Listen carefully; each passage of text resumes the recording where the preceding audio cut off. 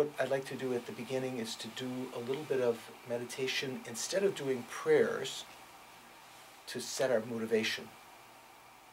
And during that meditation, as we calm our mind more and more through a couple of different methods, then at the end to try to set a proper motivation for the rest of the day, for the meditation. This is something you can do yourself. Sometimes you might like to do prayers, written prayers, but until you've had some experience of the meaning of those words that the prayers are expressing, sometimes the prayers are just that, mere words. Which is beneficial, but unless you think of the meaning again and again and have a chance to experience it, they don't necessarily evoke any particular deep state of mind. So that's what I'd like to try to do in the meditation, to get a little bit of experience of this, of the meaning of the words, and then to be able to recall that when you say those words later. Okay? So sit comfortably with your spine straight. Relax your body. When you begin to meditate, it's always, I believe it's good to remind myself that. Just relax. Find a position where you're not tilting over if you're sitting on the floor, where you're stable. Eyes not completely closed, not completely open. And begin by just trying to be aware of your heartbeat.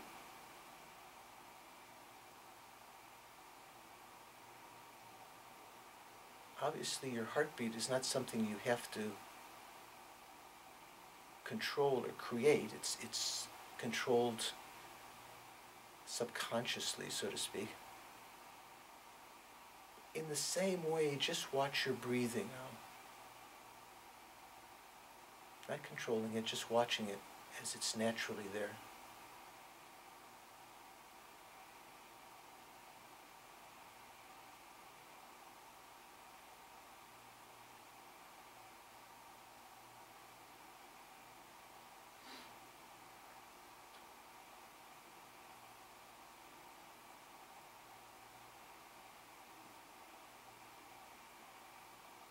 The sense can be one in which you watch the air, imagine the air rising up your nostrils to your lungs, filling your lungs, and then out again.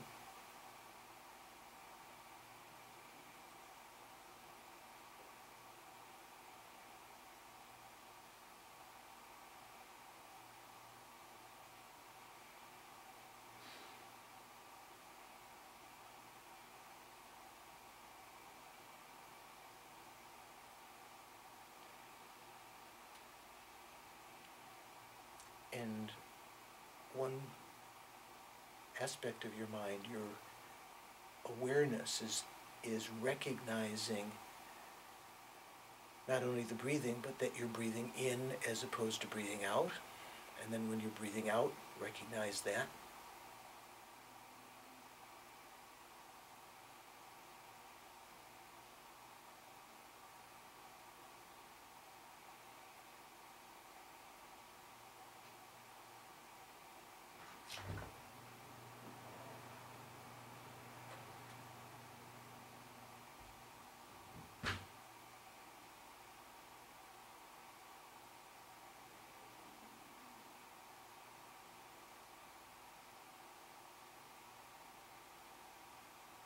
Give your mental consciousness the added chore of keeping track of the number of respirations.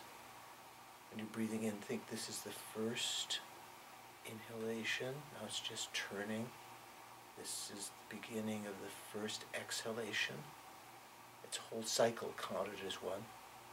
It's just, I'm about to reach the end. The second inhalation is about to begin. Now the second inhalation is beginning. Just changing the second exhalation, like that.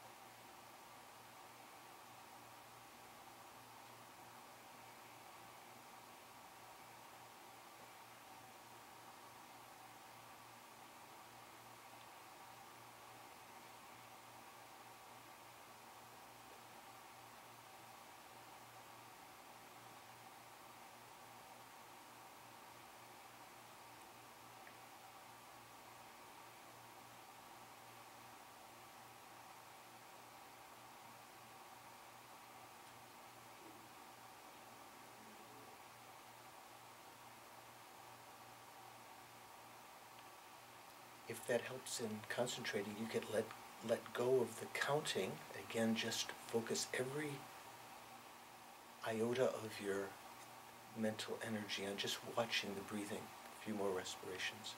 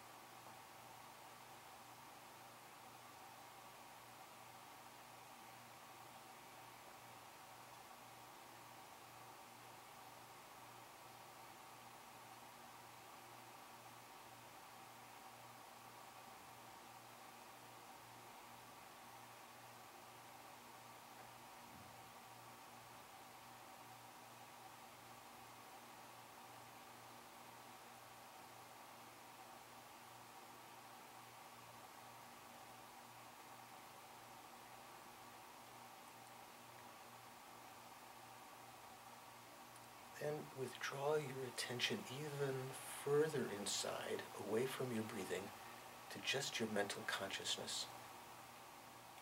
Your mind, watching your mind. And how you do that is by first recognizing the contents of the consciousness, the thoughts, the images, the inner conversation in your mind. Maybe doubt rising or irritation.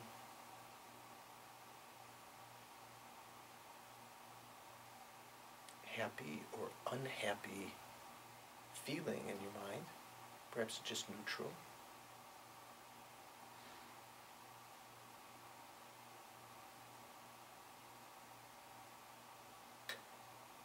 There might be the continuity of some nagging thoughts that have been bothering you. You can sense the continuity of that without particularly knowing what it is.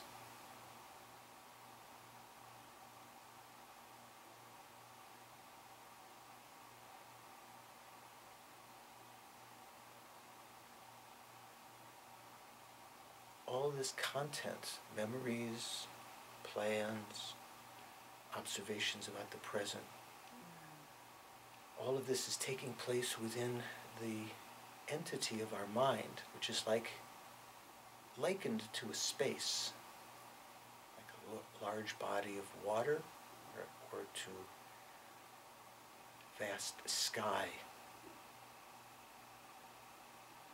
the nature of which is clear, but temporarily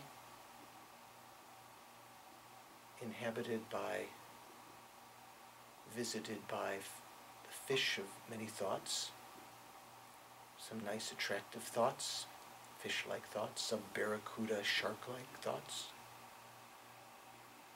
or in terms of the sky of your mind, the space of your mind, white clouds, dark, thunderous rain clouds of thoughts.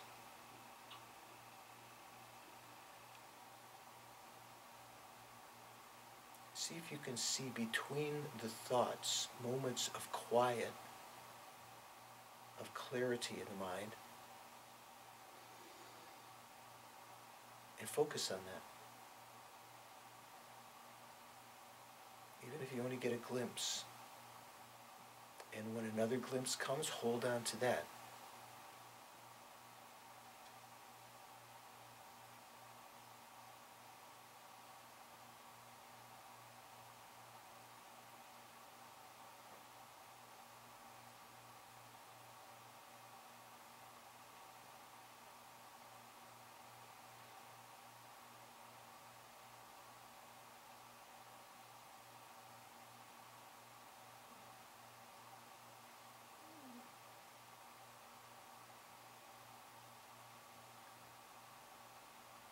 Not even needing to wait for some gap between the thoughts.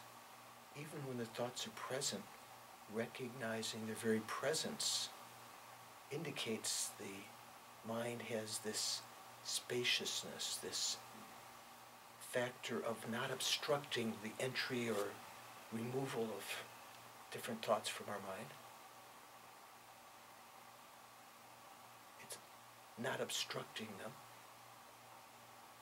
Focus on that nature, and take your attention away from the objective thoughts. Refocus it on the subjective mind within which they're arising. The nature of this mind. Like a vast, clear ocean, a vast, clear sky.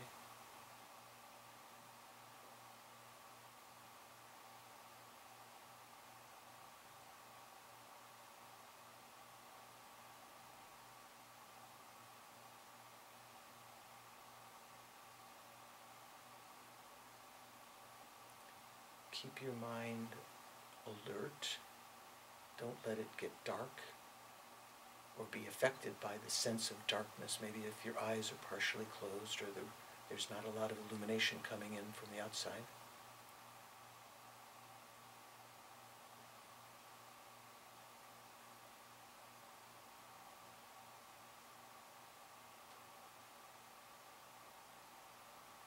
It's a very subtle object that your mind is trying to observe an aspect of itself.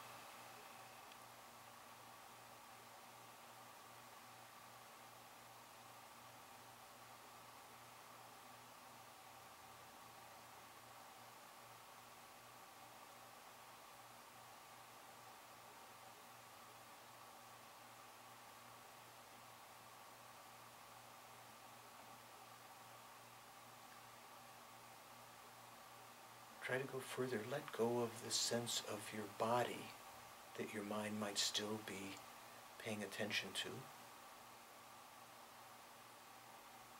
That is arising within the spaciousness of your mind as an appearance. Refocus on the spaciousness of the mind within which it's arising rather than the appearance. Let that appearance disappear.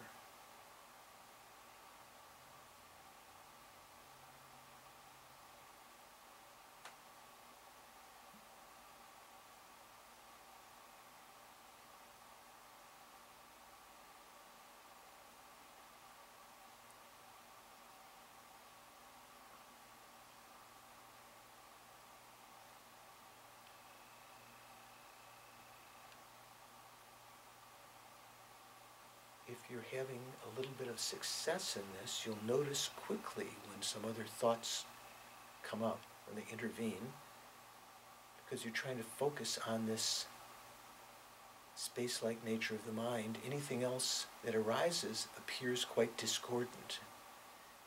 You can notice it quite clearly. Just let go of it. Don't try to push the thoughts away. Just recognize their appearance. Recognize they're arising within the spaciousness of the mind. Their very presence indicates the spaciousness of the mind, and let them absorb back into that spaciousness. Just focus on the substratum of the mind rather than the objective thoughts that inhabit it.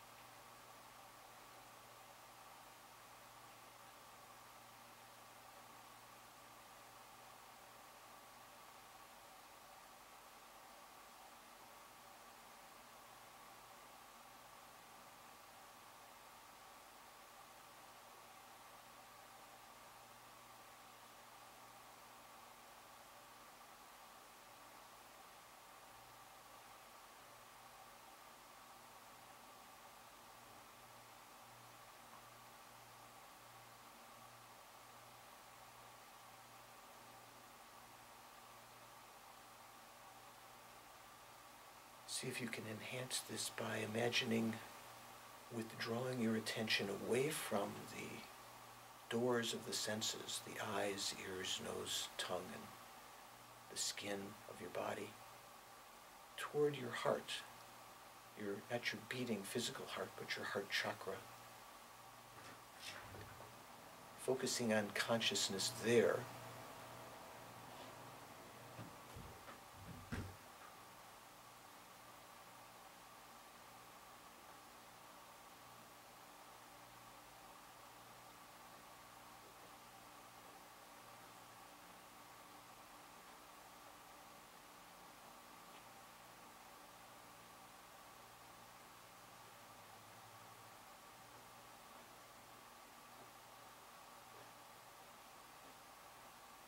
whatever thoughts come, like clouds in the sky, let them evaporate back into the spaciousness of your mind.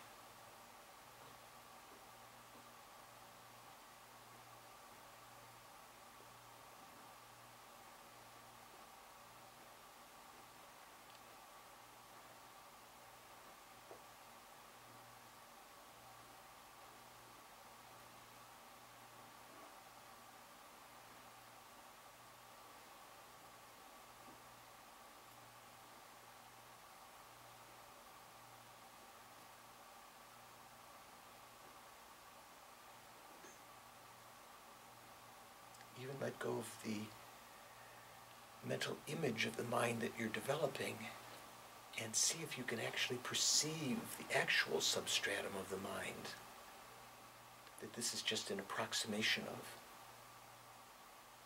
Letting go again and again.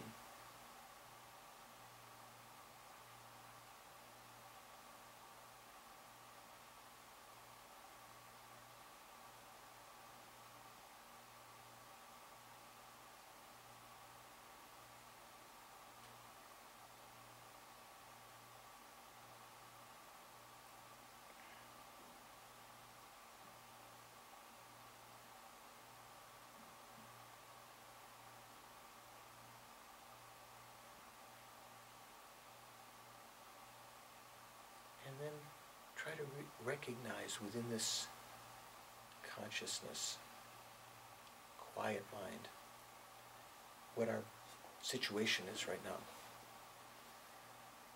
We have a very unique opportunity of being born a human for a finite time, where we have the awareness, the wisdom to recognize what to do, what to avoid, what to practice.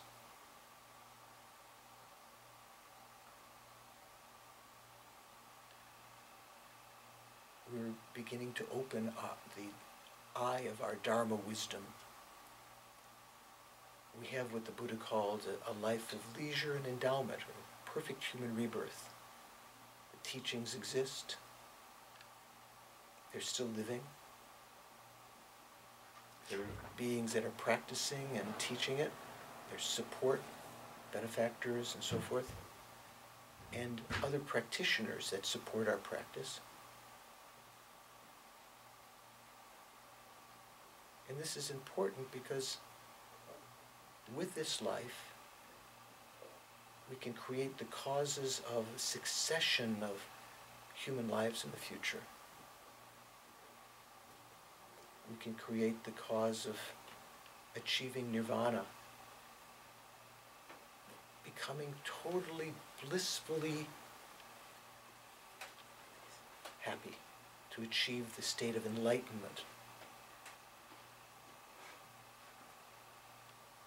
With a life like this, no matter what happens on the outside, we can develop a sense of friendliness, a sense of compassion for others, overcome our anger, our attachment,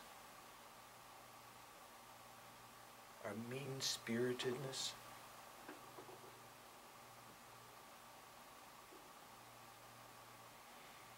This perfect human rebirth allows us to recognize our potential, our Buddha nature, you can say, this clear light nature of our mind. And with that wisdom, we can see the potential of developing good qualities within it, and the potential of eliminating all the faults.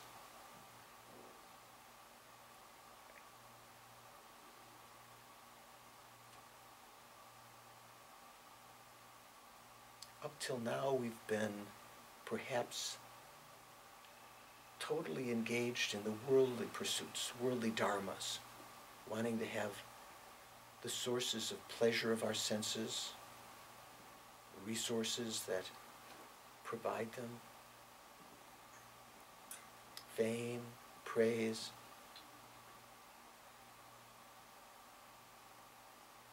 friends, love, and so forth, comfort. But all of these sources of samsaric happiness are transitory. They're not real happiness.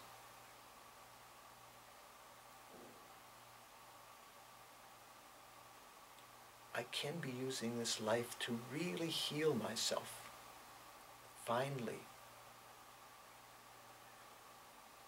to start on the path that leads to real deep inner spiritual healing. But this life has a duration. It won't last forever. It's impermanent. I'll eventually die. This incredible opportunity I have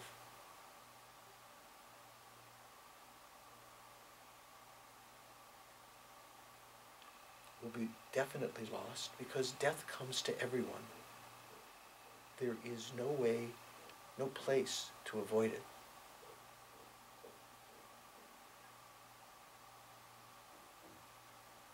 All the great beings that we've known of in the past, or that we ourselves, older folks that we've known that have passed away, there's no one who's continued to live or will continue to live without dying. Even the Buddha took the aspect of dying. Christ.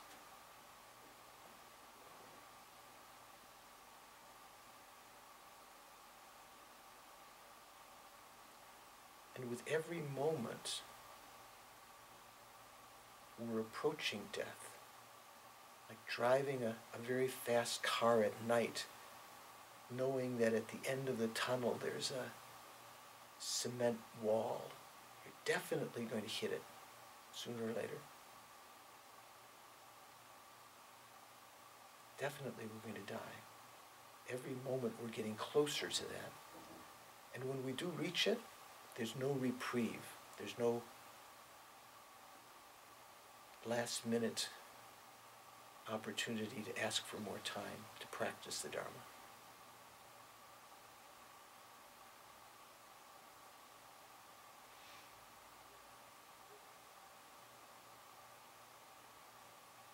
Our life has, even in ideal circumstances, perhaps when we've had a chance to be in retreat or quiet, our lives have been spent in idle pursuits.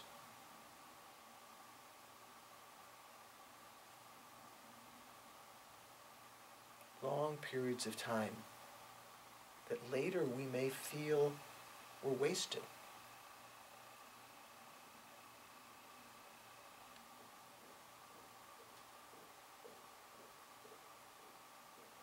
Having a sense of this preciousness of this lifetime, what we can do with it to develop Dharma realizations,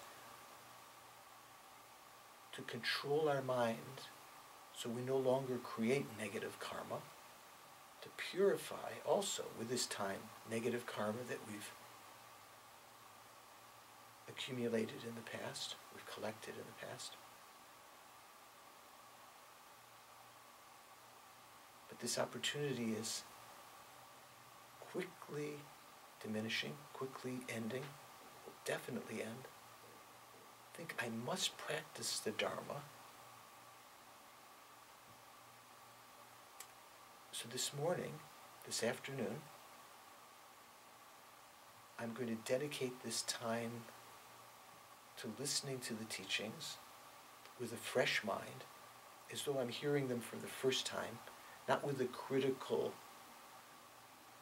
mind finding grammatical faults or superficial errors.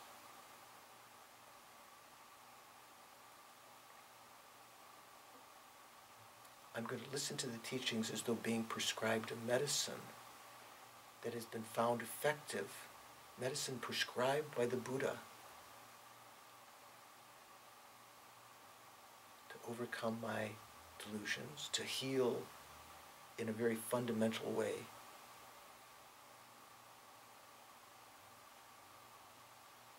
the most worthwhile thing. So this morning and this afternoon I'm going to listen to the teachings in order to not simply find some happiness or intellectual knowledge now,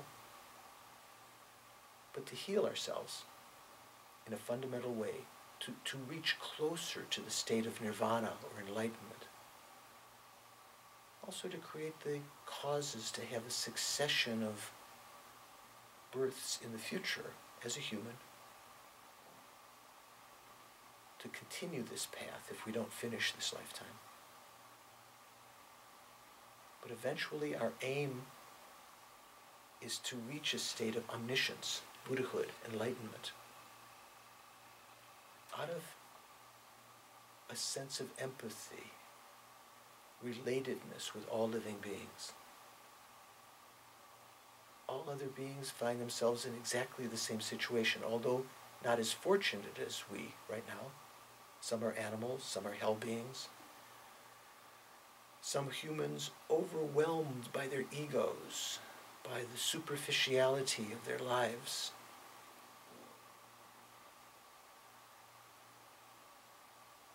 Wasting what opportunity they do have right now, creating the cause to be suffering in the future, to suffer rather than to be free. All of them, each and every one of them, has been my mother, not once, but numberless times. And in that sense, even one of them has been depthlessly kind to us.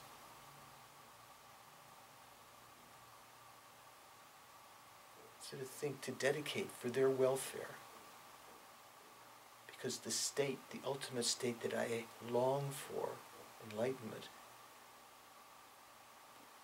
derives from a compassion and empathy for them and brings about their welfare. The omniscient mind actively manifesting in the world in many ways to lead beings out of suffering.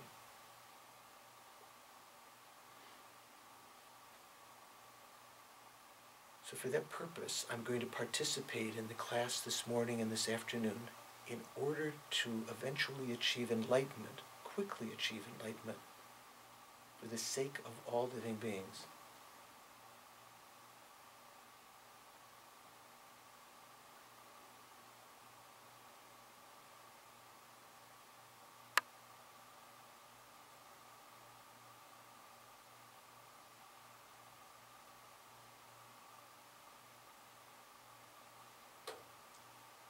And then bring your attention back to the present.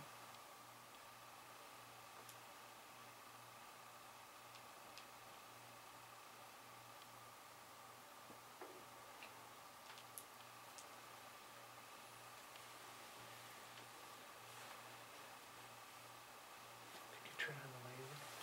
Yes. Yes.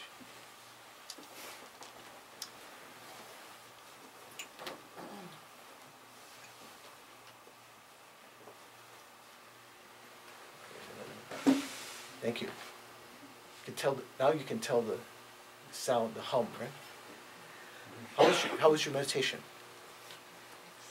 It was excellent? Okay.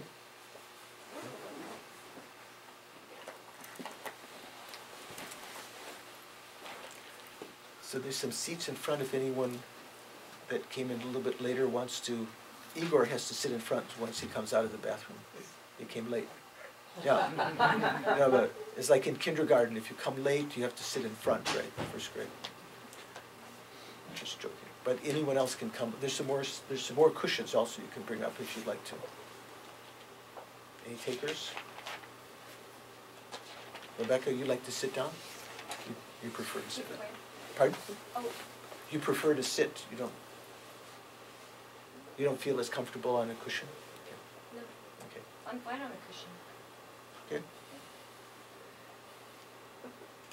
Okay, so I hope you're all in the right place. This is the Guya Samaja Center, our weekend seminar on death and dying. This is our third session. One time we met just in the morning. Last week we met in the morning and the afternoon. Today, morning and afternoon. Next week, just the morning. And then the following week we'll have a morning and afternoon meditation on the material that we've been studying. And talking to Lauren Ladner yesterday, he suggested we also have an examination. I'll have to work that out with Jennifer and Lauren. I'll do that examination. There's a standard one if you'd like to use that one. Igor came late, so he has to sit in front.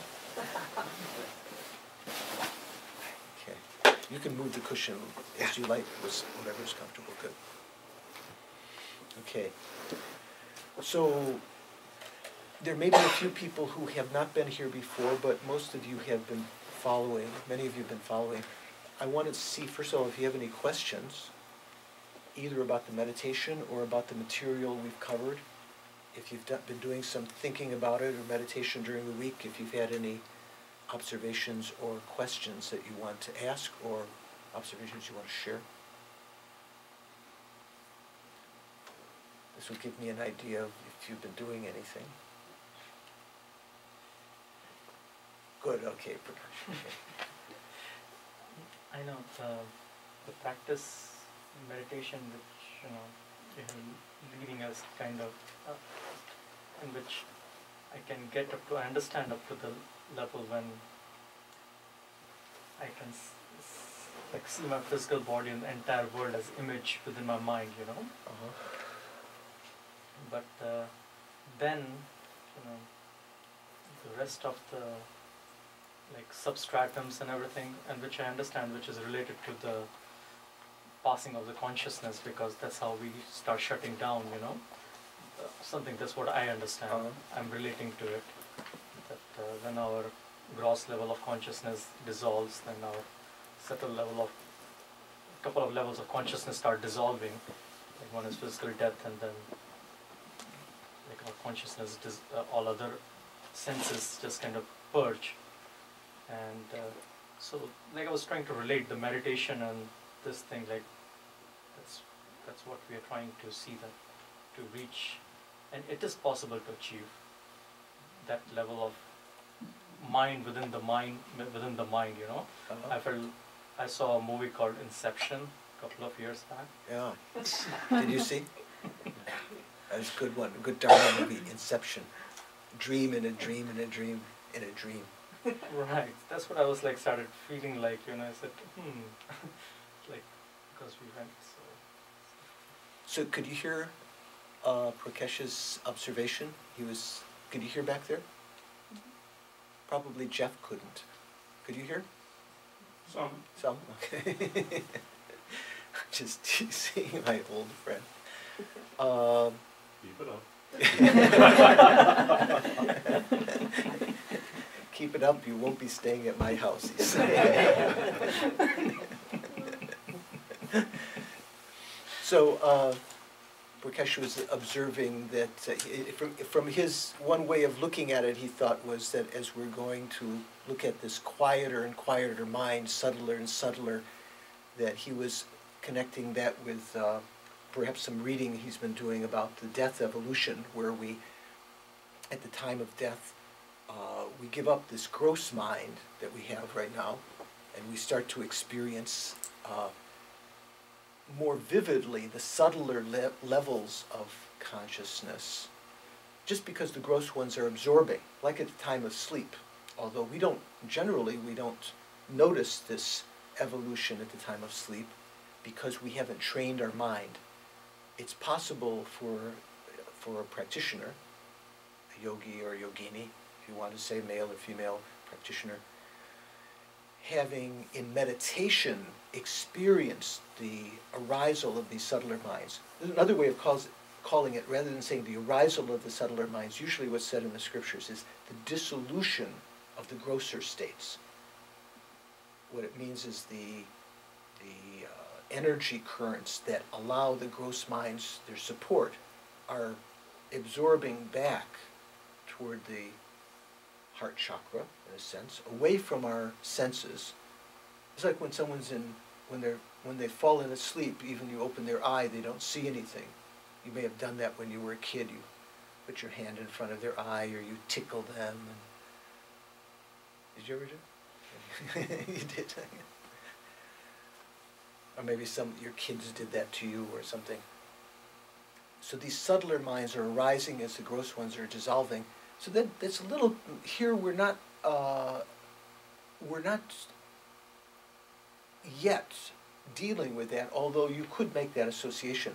What we're trying to do here is just notice the nature of even the gross mind when it's still out there in its entirety, by a little bit withdrawing our attention away from the senses, but not yet giving rise to the subtler states of mind. This is still the mind that's there right now, but we don't notice the clarity of it because we're distracted by paying attention to what's outside through our senses. We're like Western, what behaviorists, the psychologists, was it Skinner and so forth, talked about, that we're just motivated by, what is rising in our mind. We're very much controlled by our delusions. We just follow them, as though, although there's a sense of I, the controller, it's almost as that I am angry. We identify with our anger, or we identify with the delusions sometimes. Or we say this thing, you made me angry. You ever heard that expression? We might say it ourselves, or we hear kids saying it, or other people saying it. You make me angry, as though it's your fault, as though we don't take responsibility in our own mind that the anger is arising in our mind. So we don't notice even the spaciousness of the mind behind there. That's what we're trying to do.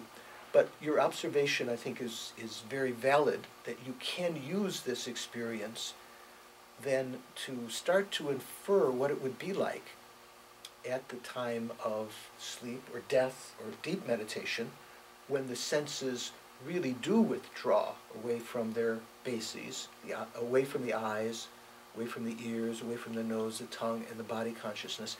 And you have just, first of all,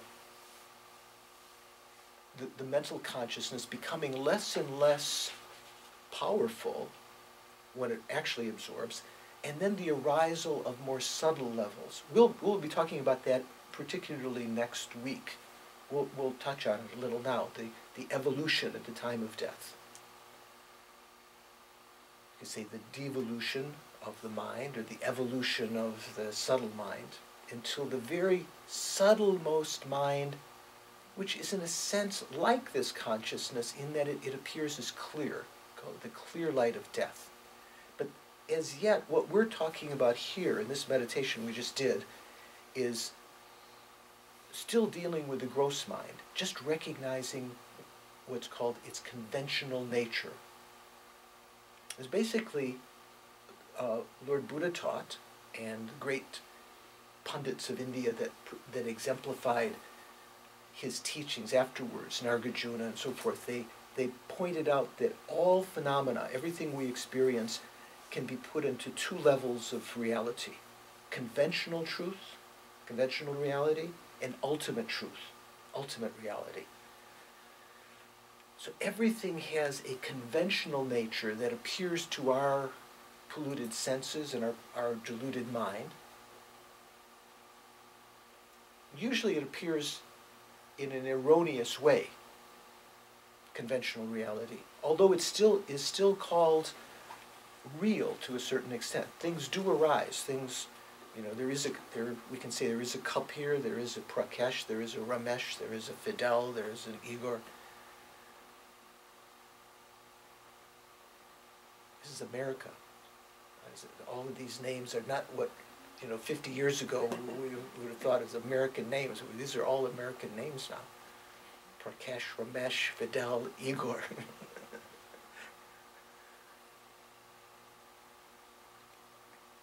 There is a conventional reality that we have to first recognize. Let's say the law of cause and effect and the existence of past and future lives. All of these are conventional reality. eventually will understand their ultimate nature as being empty of true existence. But to really appreciate emptiness, you have to first understand the existence of conventional reality. And here what we're trying to recognize is the conventional nature of our ordinary mind, what's called its clear light nature. That itself, the Dalai Lama is referred to, isn't it? You don't see it so much in scriptures, but His Holiness has said that through his understanding and so forth, this is what we could really call the conventional Buddha nature. Generally, when we talk about Buddha nature, have you heard that expression before? Actually, you never find that exact expression in the Buddha scriptures. It's usually called Tathagata Garbha. Garbha, I don't know what you'd say in modern Hindi, or if you know Sanskrit. Garbha, one sense in Buddhism, means the womb or the essence. Tathagata Garbha is the womb from which the Tathagata arises, the essence that we all have, to become a Buddha. Tathagata is another name for the Buddha experience, one who has gone to thusness. There are other names for this also, this nature within us that allows us to become Buddha. It's not as though we're already enlightened, but we have the capacity to become enlightened. So sometimes there's said to be two levels of this. Or the Buddha lineage, we say. We have the Buddha lineage. The conventional Buddha lineage, or we say the non-abiding Buddha lineage, that means the emptiness of the mind, that understanding of which can allow us to achieve enlightenment. That means the emptiness of our mind. That's kind of our Buddha essence. But also there's what's called the developmental Buddha essence, which means that we have the capacity of our mind to develop qualities and to eliminate faults from it. That's what His Holiness was identifying with this clear light nature of the mind. So in a sense, we can call it the conventional Buddha nature. Generally, when people talk about Buddha nature, they're thinking of emptiness, the emptiness of the mind. But to understand the emptiness of the mind, you have to first recognize the mind, this clear light nature, this entity, not all of the contents, all its various, distorted or virtuous forms, but just the basic substratum of the mind. It's that which is empty of inherent existence, empty of true existence. So that's what we're trying to get a little taste of here. This kind of meditation arises from the special teachings in the Mahayana, in a section called the Vajrayana. That's particular teachings called Mahamudra. Have you heard of that expression, Mahamudra? So there, in that particular kind of practice, once one is already familiar with the path, in order to bring about some deep realization, one first takes this clear light nature of our gross mind as the object of observation and concentration, till you really find it. You develop single-pointed concentration that way. And then, within that state of mind, you use it to meditate on the selflessness of the person, emptiness of the person. You have some experience then of emptiness, and then you then use that experience of emptiness now to explore the nature of the mind, which you've seen, the clear light nature. You realize the emptiness of the mind. His Holiness has said that kind of experience, recognizing emptiness, not on other things, on the person or on the body or other things, is very useful, but to recognize the emptiness of the mind can lead to very rapid, very special kind of progress, very quick progress. So that's why we're meditating on that. Also, as you say, because it mimics, in a sense, this clear light nature of the mind at the very end of the death process. Okay, good observation. Anyone else have a question or observation they'd like to share? How about your meditation? Anyone, afraid to ask. Anyone do some meditation during the week and have some success or not success, or? Don't worry, I won't ask you to.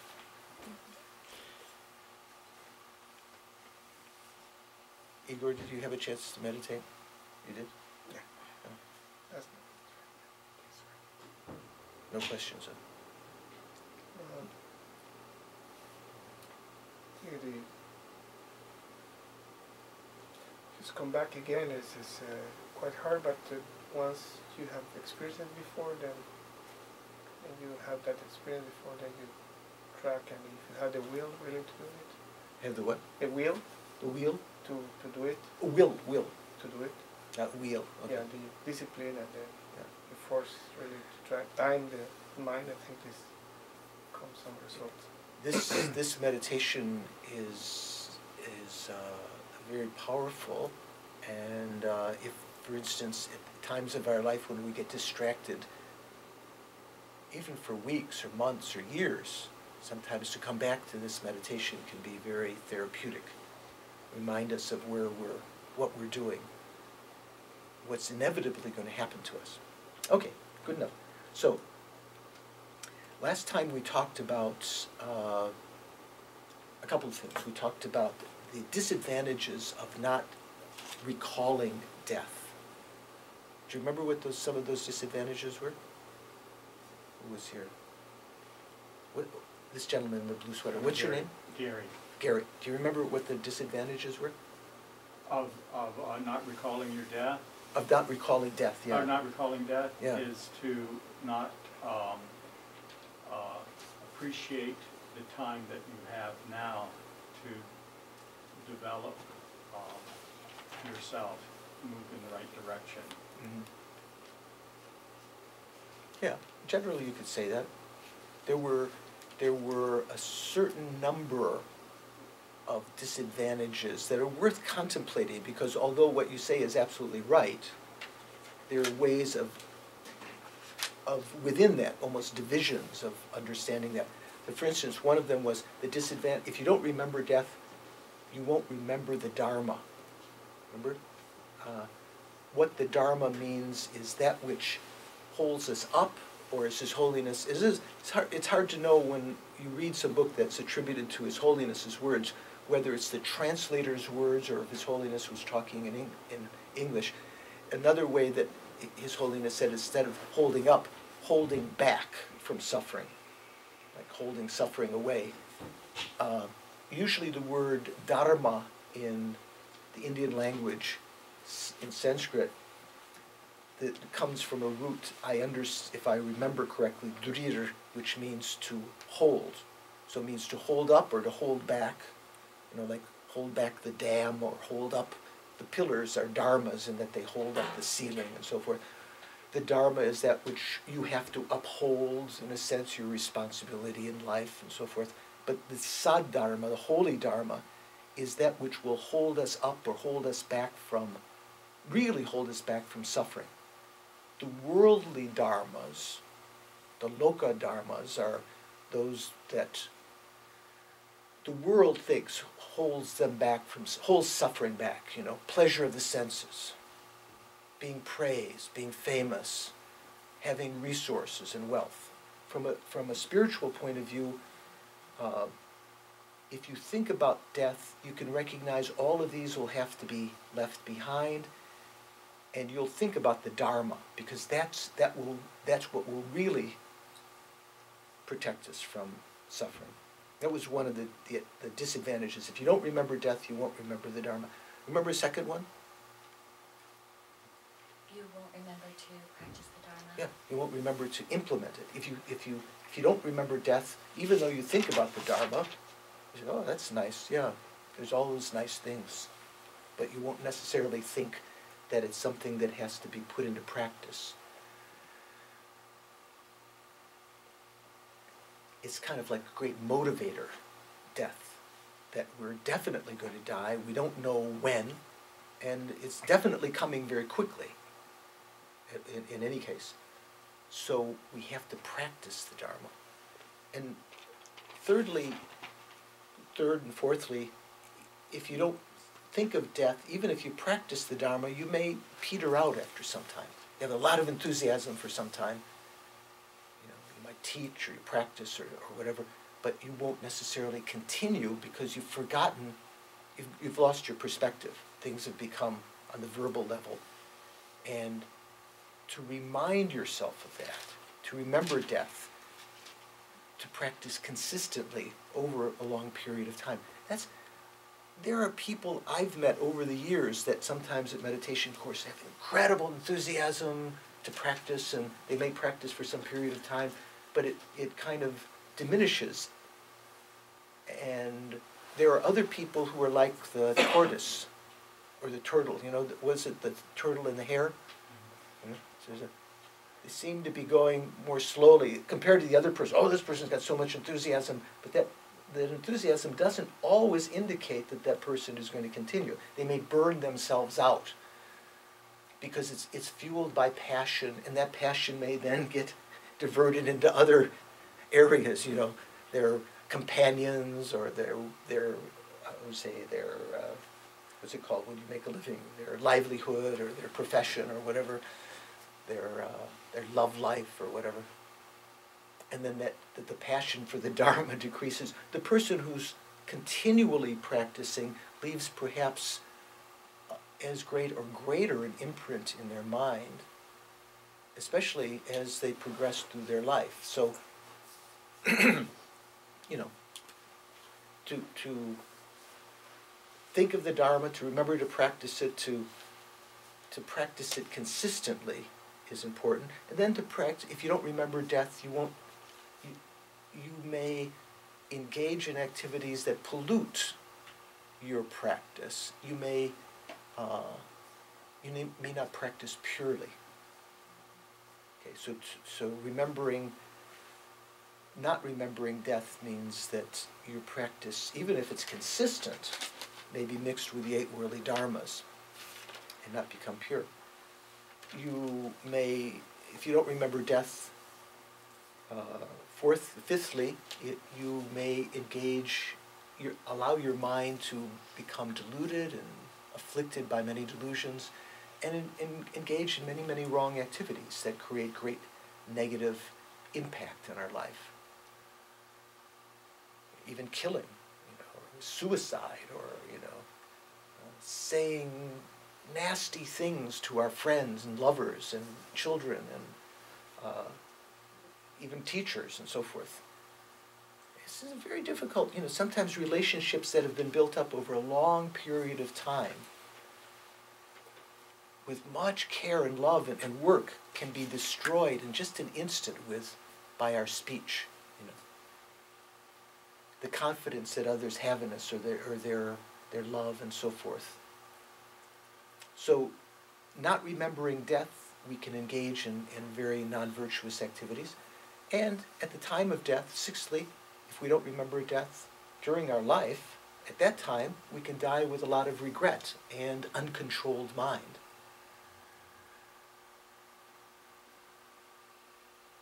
I shared with you some experience I had when I was leaving the States many years ago to go off to teach in Beirut, Lebanon. That there was one girl I was dating at the time that said, it was sort of like, we had this nice life going, what are you leaving for? And it just spontaneously came to my mind, maybe from some imprint regret in the past. I said, I felt that I didn't want to feel at the time of death that I'd wasted this life.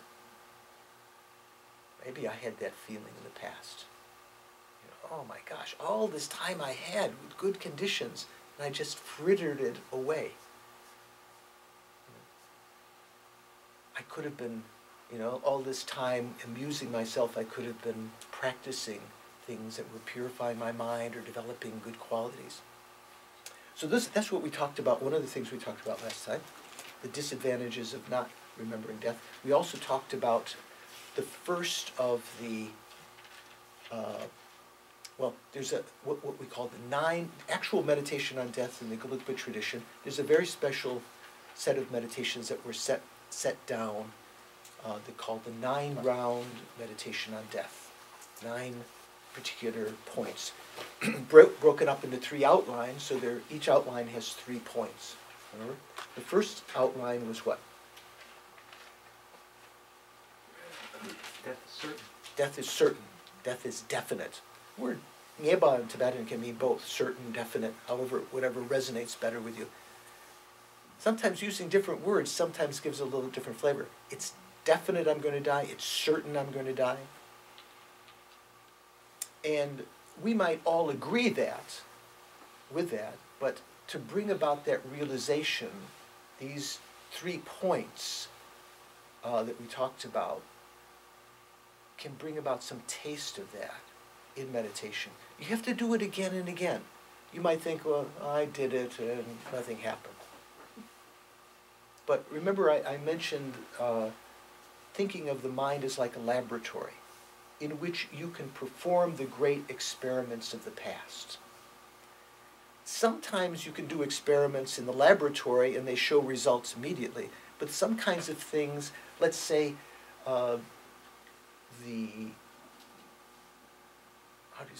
trying to dissolve out of some gas, trying to precipitate out some element out of that.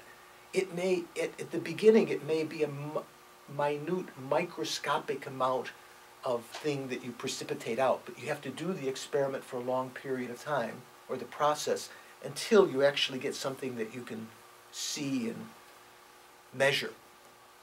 Using that analogy, maybe think of your meditation like that. You may meditate for 1 to half a dozen times, and you don't notice that much taste yet. But try to have some look at it in this way. Great meditators of the past have revered these meditations as bringing about a big change of their mind. There will be a change as you start to get familiar with this more and more. You start to get a taste of the certainty of death, more than just an intellectual taste. You know, thinking, like for instance, one of the points that we talked about, the first point was that death comes to everyone, there's no way to avoid it. Often in the text they say the Lord of Death, Yama, comes to everyone. There's no way to avoid him. Maybe you could say her. I don't know. Nowadays there was a movement at some time that in the anthropomorphic vision of God, calling God she rather than he, right? You heard. From a Buddhist perspective, death comes to everyone. There is no living being that is under the influence of karma and delusion that doesn't eventually have to die, because our lives are thrown by karma, and they have a certain extent. Lord comes to everyone. To think of those that are younger than you, that are older than you, eventually they'll all die. Once you can think of it in terms of others, like if I look in this room, yeah, someday Igor will die, someday Fidel will die. I can get some feeling of that. Then the thing that I don't want to think about, I'm going to die. It's a little easier when you think of others. Even younger, like earlier Jason, one of the members of the center, had his son Christopher here. Did you see Christopher, some of you? He's 3 years old, very cute. So right now he looks so young, he doesn't look old at all, right? He's 3. We made a point of telling us.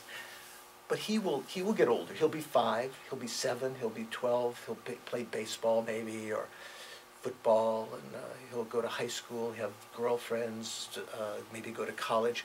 He'll get a job. You see, Christopher will look like his dad a bit, maybe about his mom. He'll have kids. He'll get older.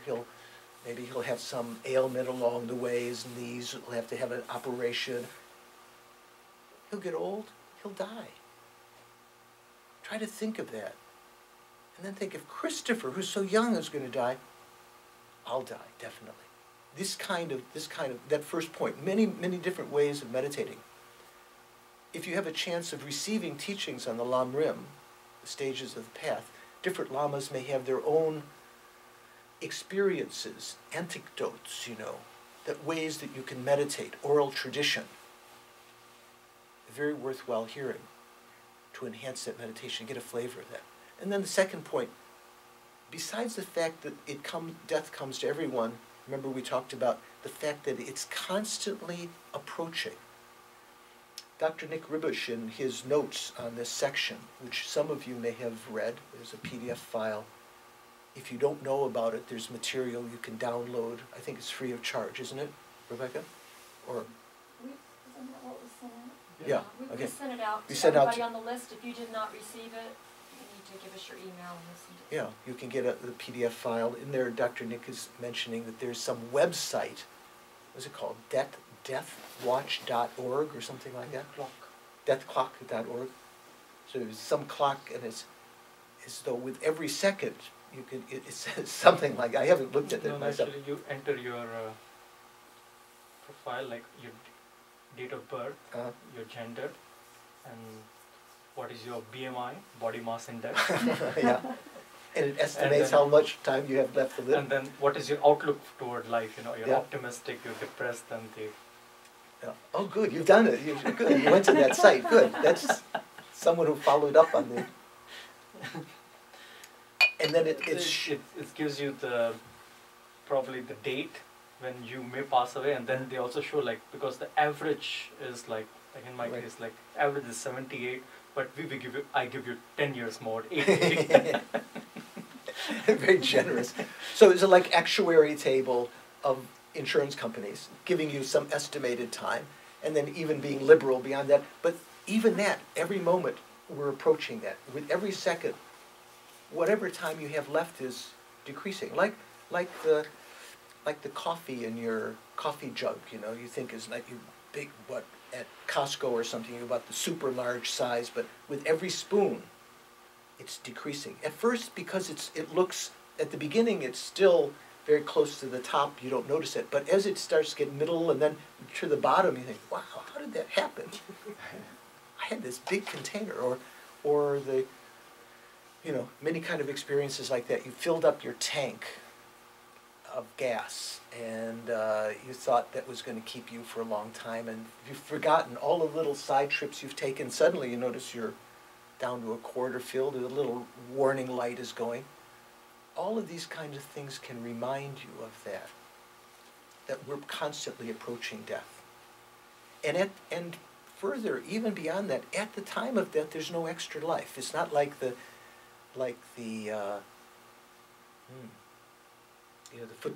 football games where the coach, I mentioned last time, this is something that occurred to me, near the end of the game, or other sports where they call a timeout. Someone feigns injury. Have you ever seen that? You really think, oh, is that guy really injured? They call timeout, and then they can send in another play. At the time of death, there's no timeout. Things keep on going. You can't, you're not going to be able to cajole or ask a favor like the French Foreign Legion, ask for that last cigarette, or ask for one, just Lord of Death, just give me one more week to meditate. I haven't meditated recently. It comes definitely. And furthermore, third point we talked about, to bring about a realization, a taste of this, is that our lives are passed mostly in not practicing the Dharma. When we were kids, many of us didn't meet, I say many, maybe some of you met Dharma very young, but many of us didn't meet it till we were in our teens or our 20s or 30s, or later even. All that time, maybe we weren't practicing the Dharma. Certainly, even for a normal person in the Buddhist world, who grew up in a Buddhist family, they didn't. Their childhood is spent in play and school and so forth. All of that, you could say, is not practicing the Dharma. And then, as an adult, there's 8 or more hours of sleep. Who sleeps less than 8 hours? Oh, good. Okay, good number. Less than 6? Sometimes. Less than 5? Okay, Beth is really yogi. Probably. Insomnia. I probably already exceeded my grace period on the actuary table. Okay. So we spend a good portion, maybe a third or less, somewhere around a third of our life, even when we can practice the Dharma, sleeping, that we haven't yet learned how to transform into the Dharma. There's ways to transform sleep into the Dharma, with a very strong motivation before you go to sleep. May this sleep be beneficial. You know, may I think of the Dharma in my dreams and so forth. It even can become, even your sleep can have a virtuous flavor to it.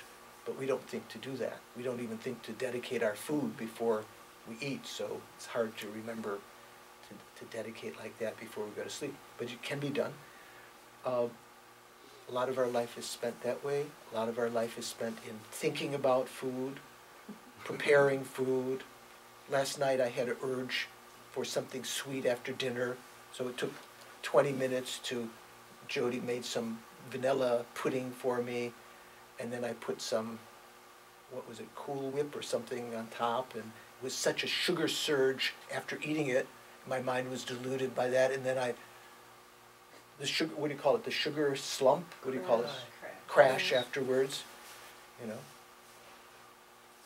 How much time do we spend in thinking about food, preparing it, eating it, shopping for it, looking for bargains, you know, worrying about our resources, paying the bills. Wow, what time left is there to practice the Dharma? And then, of course, our jobs, raising our families, all sorts of other things. We have not yet learned how to integrate the Dharma into our everyday life. I might have mentioned before, Lama Sopa Rinpoche, our teacher, said once at a meditation course, he said, for people like me, pointing to himself, you know, the practice of Dharma is limited, we think, in our mind to some sadhana. You know, we sit down, everything has to be quiet and good, and then incense and lamps, and then we quote, we practice Dharma for 20 minutes or an hour or something like that. But he said for real practitioners, Dharma is being practiced all the time. Even when they're in everyday life, walking, eating, sleeping, all of these can be transformed into the Dharma, watching your mind. Of course, Rinpoche, when he was saying people like me, he was talking about people like us. He wasn't talking about himself. He's not limited to only practicing Dharma in the sadhana, you know, the certain kind of ritual or meditation session or something like that. He's talking about us. So our lives pass without practicing the Dharma. What will it be like at the time of death? So that can give, those meditations can give a sense of the certainty or of death, the fact that death is definite, that I'm definitely going to die. Different than just, you know, intellectual knowledge. If you have that sense of a definite end, you can be really motivated to think of the Dharma, maybe even to practice it. Once when I was at Manjushri Institute in the late 70s, I think, at that point, photocopy machines were not things that you had so much at your own place. You would go to a photocopy place. Do you remember those days? You didn't. Nowadays, you can have these 3-in-1 things on your computer and make photocopies. That time, and the Institute was thinking of buying one, but it was a big proposition. So they arranged that one weekend, we would have a demonstration. The thing would be brought by truck, and we could use it for the weekend, and then afterwards decide. We probably weren't ready to buy it yet, but that weekend, knowing the great utility, people were bringing their books down all weekend to photocopy, and it was like non-stop the whole weekend. I think the company, if they noticed, if there was a little meter inside, they must have, holy mackerel, they made 5,000 pages or something like that. We had to supply the paper and the toner, of course, but like that, we recognized, you could think like that, we recognized that it was going to come to an end, and we had to make use of it during that time.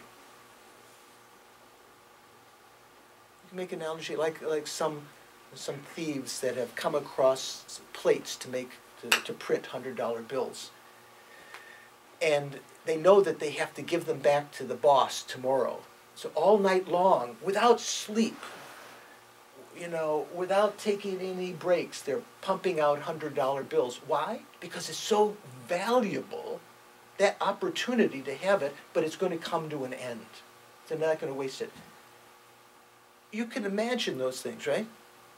If we had the same sense of the correlating the meditations on perfect human rebirth and death, that's what, it's not just death in isolation, morbid fascination with death, but in relationship to the value of the perfect human rebirth. If you knew that, we could be pumping out, you know, printing out virtuous karma, meditating on Tonglen, meditating on Guru devotion, developing compassion, the causes of bodhicitta, realizing emptiness, all of this we could be doing. We would not waste as much of our life that way. Okay. So this is a little review of what we did before, and I'm going.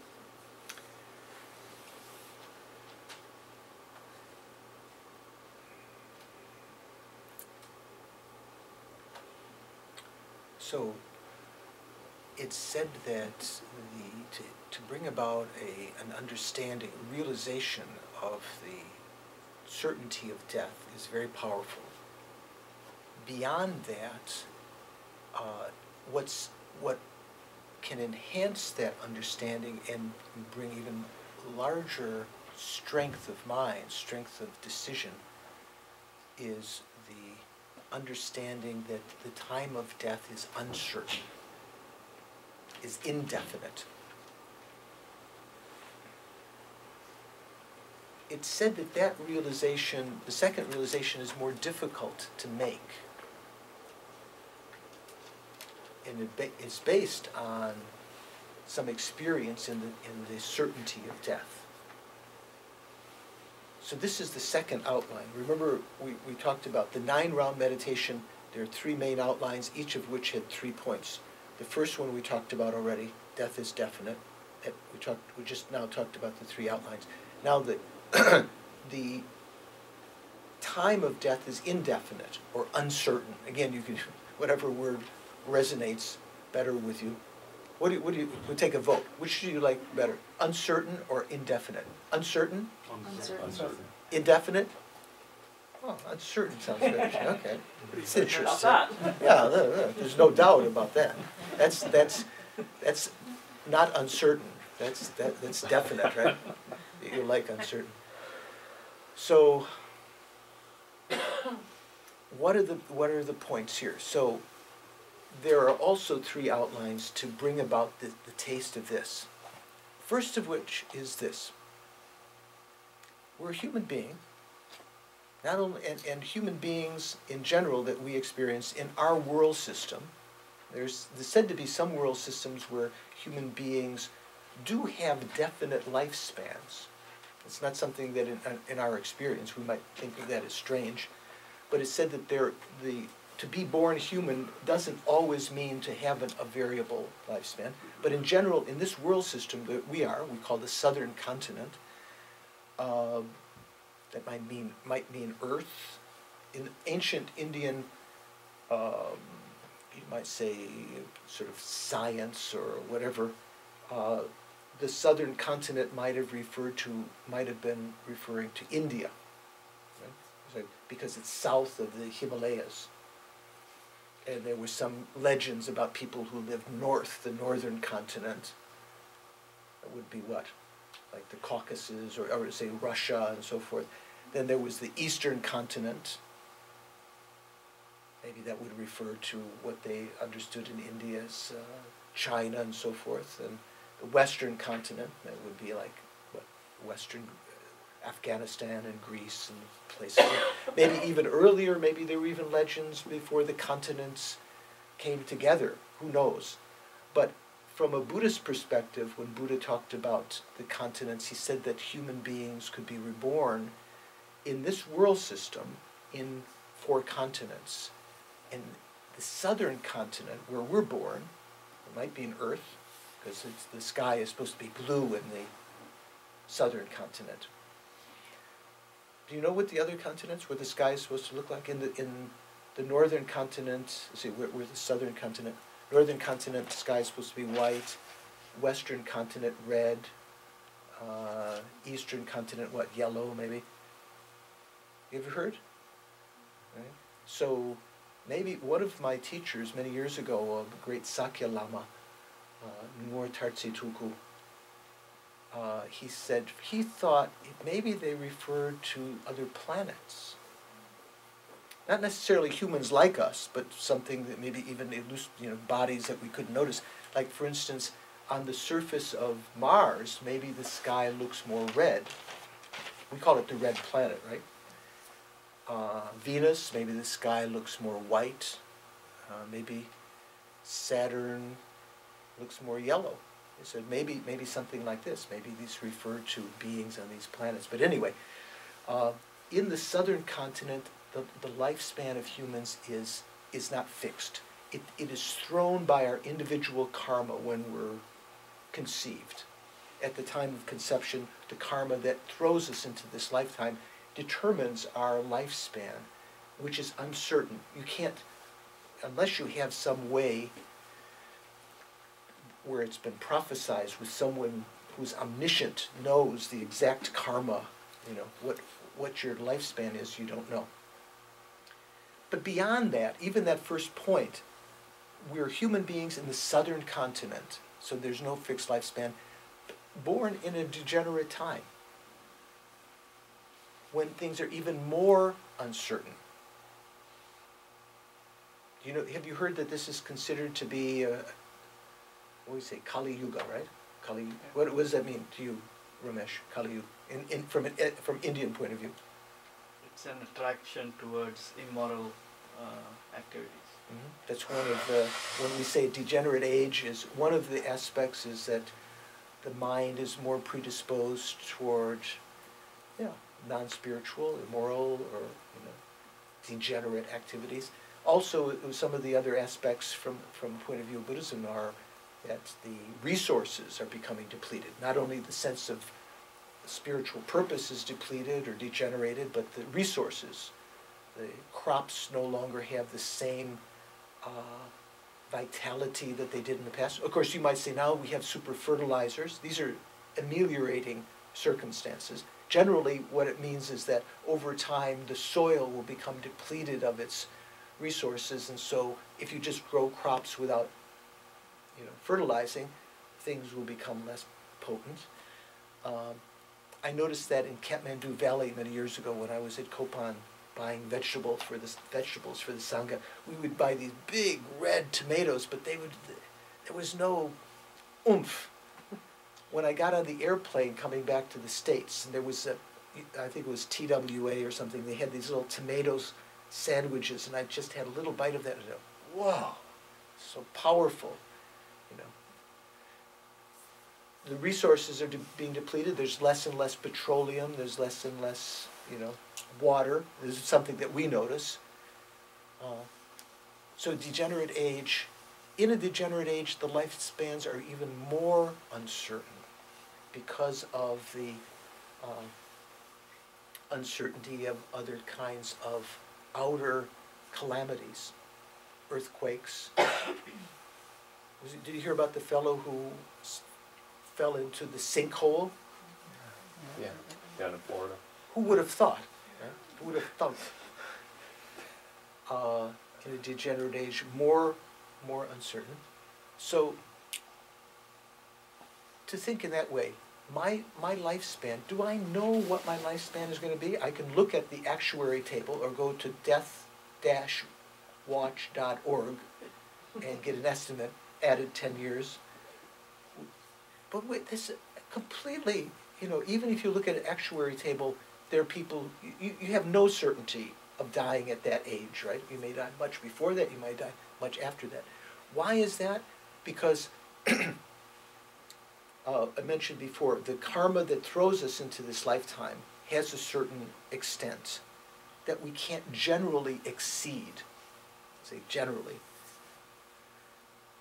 We may die before that time, though, if some other karma intervenes, some karma to, say, for instance, to be in an accident and to die in that accident, or to you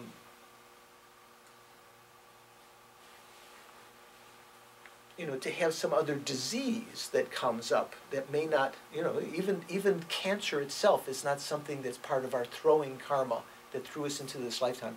We might have the karma to live to be 89, but we developed because of other karma, maybe we've killed in the past, and we develop a tumor. We have cancer or leukemia or some other disease, and our lifespan is shortened. Or we may have a propensity to be angry and get into fights, or just develop an ulcer because of our type A personality. Other kinds of karmas can intervene. So it's uncertain what our lifespan is. To think in this way, I don't know how long I'm going to live. I could die this week. I could have, I've heard of people in in France, Institut Vajrayogini. Each country has their own way of saying institute. In Italy, it's istituto. Istituto Lama Tsongkhapa. So I think in French it's Institut Vajrayogini. There was someone in the kitchen who was, I think, in their mid-20s and just was going to get some water and just died. I don't know if they had a heart attack or they just, some other reason, they just died. No one had any idea. They died when they were in their 20s.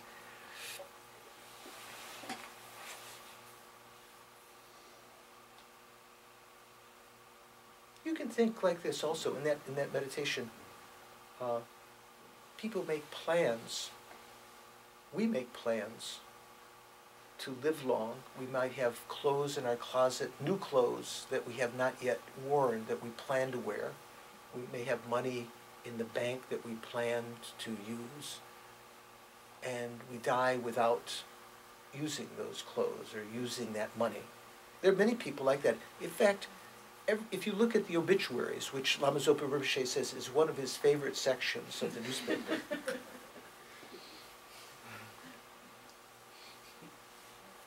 you know, ordinary people would think that's really weird, right? To find fascination in the obituaries because it says so and so died many times unexpectedly. You know, they didn't expect to die. They had plans. They were planning to see their relatives, to live longer, to enjoy the money that they saved, to wear the clothes that they had purchased, to put more miles on their car, their beautiful car that they bought, to go on vacations. But even making those plans is no certainty that you're going to live to experience those plans. Just having the thought that I'm going to live long is no assurance that you're going to live long. The lifespan as a human being in this southern continent is totally uncertain, especially in this degenerate age. Yeah, okay. There's a second reason. Once you meditate on that for some time and use many different examples like that, you know, think of the clothes. You go to the house of someone who's just died and you go into their closet and you may find clothes that they had recently bought that they had planned to wear, that they had plans for tomorrow. You know, on the day you die, you may have plans what you're going to do tomorrow, next week, next year, but just having plans are no assurance. Second point, there are more causes of death than there are causes of life. Some of you studied the Lan Rim before, right? Have you studied? Have you, Prakash? Veda, you've studied? Have you've heard? More causes of death than there are causes of life. And you can take as a corollary of that also, and even the causes of life, even the things we think of as causes of life, can become the causes of death. Okay, what are the causes of life? Who wants to prosper? This lady in the sweater, what's your name? Chris. Chris, you know, what are the causes of life? Conception. Yeah, you can say fundamental cause, okay, yeah. Okay. let's say continuing life. Okay. I'll put it that way. To continue, what are the causes that allow you to continue to live? House. What? House. Food. Food, House. house, housing, Air. air. Okay, good, good. Air, food, housing, basically. But in essence. Water, Medication. medication, some circumstances, you can, if you don't take your diabetes medicine or something, or something, you can die. Shelter. Shelter, he said housing, yeah. Yeah. Shelter. Clothing in terms of extreme weather. How about Netflix? Okay. Yeah, some people might think that's fine wine, hot cuisine. You know what hot cuisine is? Hot good. Yeah, high, good fine food. Cell phone. What? Cell phone. Cell phone. The phone. Oh, I thought you said saffron. Cell phone. Yeah, cell phone. Facebook. I hate Face- Facebook. I say Facebook. For all the people listening. What we think of as causes of life, actually, when you get down to it, what you originally said is very good. I think one thing you didn't say was water. Because if you don't have, in the desert, even a day, or the most crucial thing is air, usually. If you don't have air for 2 or 3 minutes, you can die. If you're scuba diving and your air goes out, you're too far down, you can't get up, you're dead, right? After that, I think maybe if you talk in terms of rapidity, maybe extreme cold and heat, maybe extreme cold, you can die of hyper or hypo, which would it be? Hypothermia, very quickly, perhaps more quickly than dying of thirst. That would be a couple of days. Food, you can exist without food. Let's say if you're wandering around, if you have oxygen and some what do you call it, protection from cold or extreme heat, and you have water, you can still exist for some time without food. You'll be burning up the calories of your body. So you need food eventually. And in terms of the clothing, it can be housing or just clothing. But beyond that, you don't need an awful lot to live. We might think that there's no sense of living without love. Right? A lot of times people think that's what makes life. Let's say the ordinary meat and potatoes kind of Budweiser kind of American, well, is it European, especially European, French and Italian, Spanish. Anyone here? Love. We have to have love, but or South Americans also, Guatemalans. We have to have love. We have to have sex. Without this pleasure. But those very things are not real causes of life. If you actually think about it, the things that we think of as causes of life actually can become causes of death. Food, especially. We think of that as a cause of life, but it can become, to excess, it can become a cause of death. Once, Lama Zopa Rinpoche, someone brought to his attention a little column in a newspaper. It was about, and he thought this was very important. It was talking about someone giving a talk at some club. I was mentioning about the Rotary Club the other day to someone, but something like that, Lions Club or something. And after the person spoke, in fact, they were talking about how they spent their life. I think they were an explorer, how important life was. You had to grab the essence. And when they sat down and they started to eat the dinner, they got a bone stuck in their throat and they gagged and they died. Just after talking about, how important life was or something like this. Even food that we eat can become a cause of death. Of course, if you eat too much food, it can become a cause of death in terms of, not not watching your weight, cholesterol, other kinds of things. Even the food we eat might have poisons within it, especially now. Pesticides can become cause of death. So the causes of life are very few. The causes of death are very great. Almost anything that we encounter can become a cause of death. We might like to have a car to get around, and just having a car becomes a cause of death and having an accident. Or relying on our GPS. And have you heard stories of people that got lost in some isolated place and then snowed in? Their GPS brought them there, and then they died. Maybe you didn't hear about that one. Food can become a cause of death. The love and sex that we long for can become a cause of death. Arguments, jealousy. You want the love of someone, and we sense then their affection might be going somewhere else, even not to another person, but just not interested in us any longer. Unhappiness rises, jealousy. We might want to commit suicide. We might want to kill the other person. Have you heard? Happens. We might even have thought our life was not worth living any longer. Can become a cause of death.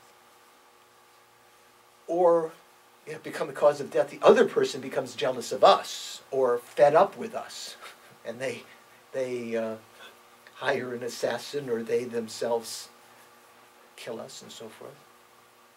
Can you think of anything else? What? On and on and on and on. On and on and on and on. Causes of death. Airplane. We take an airplane to take a vacation to try to get some relaxation for this lifetime. The plane crashes. One of my Dharma, I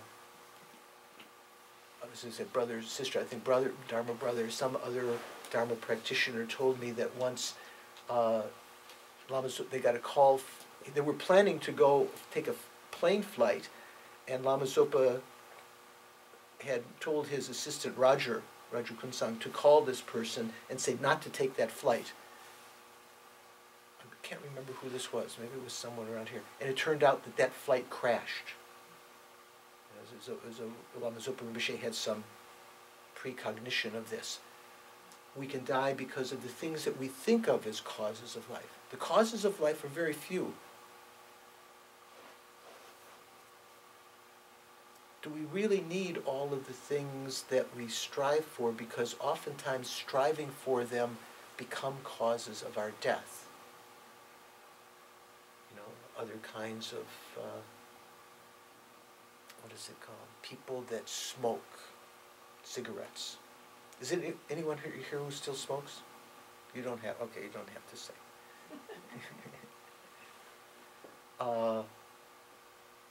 But maybe some of you did smoke at some time, or people that do smoke, and that becomes, even though that it seems to be an essential part of their life that makes life worth living, they might even, in an extreme sense, say that it's a cause of life. They wouldn't necessarily use the word cause, but they might think of it as an essential element of life, right? In a sense, if you actually force them to think about it logically, they wouldn't say it's a cause of life, but makes life worth living, becomes a cause of death. Alcohol becomes a cause of death. Cirrhosis of the liver, is that the right term? Other kinds of things.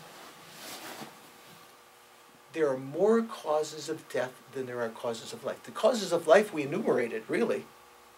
Air, a certain amount of shelter or clothing, water, food. Beyond that, you've got a perfect human rebirth. If you've got those necessities, your little shack to do meditation, you don't need to have $100,000 in the bank or a big trust fund or something. You can meditate. You can practice the Dharma. So the time of death is indefinite because generally, as human beings, especially in the southern continent and in this degenerate age, there's no certainty of the time of death. Second, there are more causes of death than there are causes of life. The causes of life are few, the causes of death are manifold, and even the things we think of as causes of life can become the causes of death in certain circumstances, food and so forth. And thirdly, the body is very fragile. The body and mind balance is very fragile. Nagarjuna, in one of his texts, I think Letter to a Friend, said that this life is like a butter lamp. Usually we think of candles, but in India, we still haven't, we use ghee, I think, lamps, we use also in the West, in the Roman times, they used either butter or something, some kind of oil, maybe they used olive oil or something, with a wick in a little, what do you call it, clay thing. You see it in front of the little lamps. So he said the life is like that. Of course, when the fuel is exhausted out of that, when the oil is exhausted out of the oil lamp or the butter lamp, the flame dies. So when the lifespan is expanded, we die. And we don't know what, you can even use that example for the first point, the uncertainty. You don't know how much fuel there is, how much karma you have to live. Even if you go to deathwatch.org, you can't be certain about that. But that little lamp, if you place it on the front veranda, it can be blown out by wind. A gust of wind could blow it out. Like some other karma can arise to disturb our lifespan. As you're walking out the door, you can accidentally kick it over. You yourself can cause, accidents and so forth. Or someone might maliciously turn it over. You can be killed by others. What does that mean also? The body is very fragile. The body-mind combination is very fragile. We might think of, for instance, if you thought of yourself as being like a Mack truck, you know what a Mack truck is? Or just one of these sturdy kinds of trucks that the Army uses, or the companies that transport money uses, that are armored and the wheels are very tough and everything. If we were like that, okay, we could go through life and have a certain amount of durability. But if we walk through the door and just hit our arm on the door jamb, we could get a bruise that might cause us eventually to even die. We can scrape, looking at some roses in the garden, we can get stuck with a thorn. If there was some virus or bacteria on that, we can get an infection and die. You can be bitten by the smallest tick, not the smallest in the world, but very small tick, and get Lyme disease. It can affect your whole life. It can cause you to die prematurely. There's maybe you've heard the Western scholar Jeffrey Hopkins. Have you heard of Jeffrey Hopkins? He's a translator of Buddhist texts. In fact, he translated this text, I think, Jeffrey Hopkins. He mentions in here and in other places an experience he had of contracting Lyme disease from a little tick. Think, if I was a Mack truck, if the body was very robust, a tick, how could that affect me? Can kill. He almost died, went into a coma. Just his Dharma practice was able to, in a sense, revive him, even though the doctors were very reluctant to even diagnose it as Lyme disease. It's not an unknown circumstance. It happens to a lot of people. So the body is very fragile, the body and mind. It's sometimes likened, the balance between the elements in the body. If the elements get out of whack, let's say if your constitution, even if you don't have an outer illness, due to bacteria or something, you can die, is likened to 3 snakes put in a bamboo pole. If you get a big bamboo and you take out there's some little fibers in between certain areas. If you hollow it out so you have a long hollow tube, Nowadays, we could just go down to the hardware store and buy a PVC plastic tube, but anyway, or straw. But anyway, in India, they didn't have those in ancient times, so they were talking about a bamboo pole. If you put 3 snakes in there, poisonous snakes, if all of their heads are at the same level, they can survive for, you know, some period of time. You can even transport them. But if one of them gets lower than the others, it can bite one of the others and kill it, and then the other one might fight the other one, and then they can die. So like that, if our elements within our body, the various things that keep us in balance, if they get out of whack, also we can die. Our body is very, very fragile.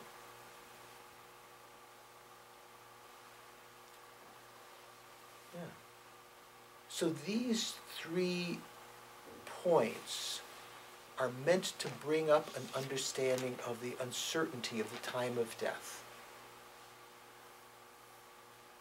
This realization of the uncertainty of the time of death is said to be even more powerful realization than that death is definite. More powerful realization in the sense of overcoming our delusions, of motivating us to practice the Dharma. If you wake up in the morning and you think, today I'm going to, you know, not only is death, I'm eventually going to die, but to think, I may die today, that can motivate you then to to be more circumspect in your practice, not to let your mind go completely bananas. You still say that?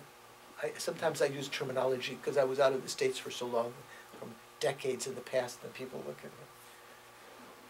I think even the terminology that I learned some time ago that I thought was hip already is now, people say, no, people don't say that any longer. That I thought was new, you know. You can prevent yourself from going to extremes, from getting too angry, you know, over worrying about things by recognizing that you might die today.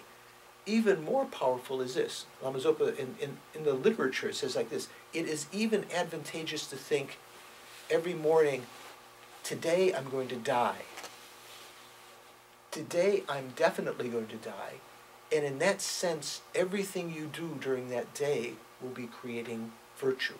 Not putting as much emphasis on, you know, accumulating more food in the closet, hoarding things. If you have a tendency to hoard, that would be a good thing to try to bring it to people who have that bad habit.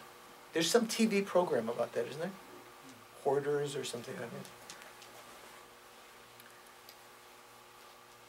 So you might think, well, that's stupid, because that person, from the time they began meditating that way, every day that they lived the next day, they didn't die that day, they were wrong.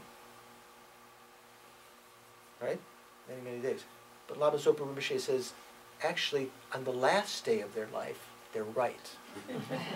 And that's the most important thing, because every day that they've practiced that way, they've in some way avoided negativity. If they've really kept that in mind, they've been mindful that the time of death is uncertain and I'm going to die today.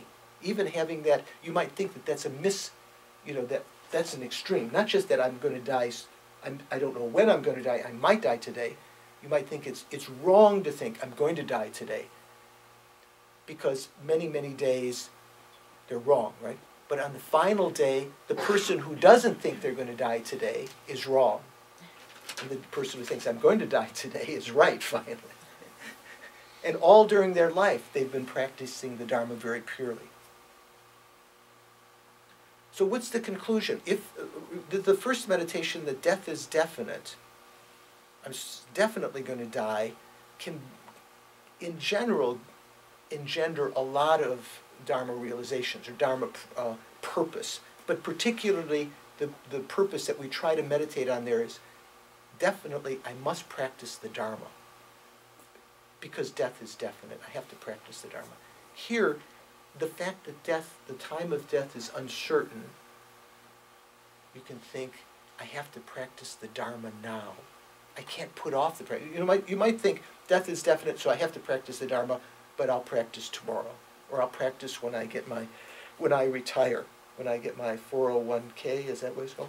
My Social Security, if it exists at that time a little political comment on my part, if it exists when I retire.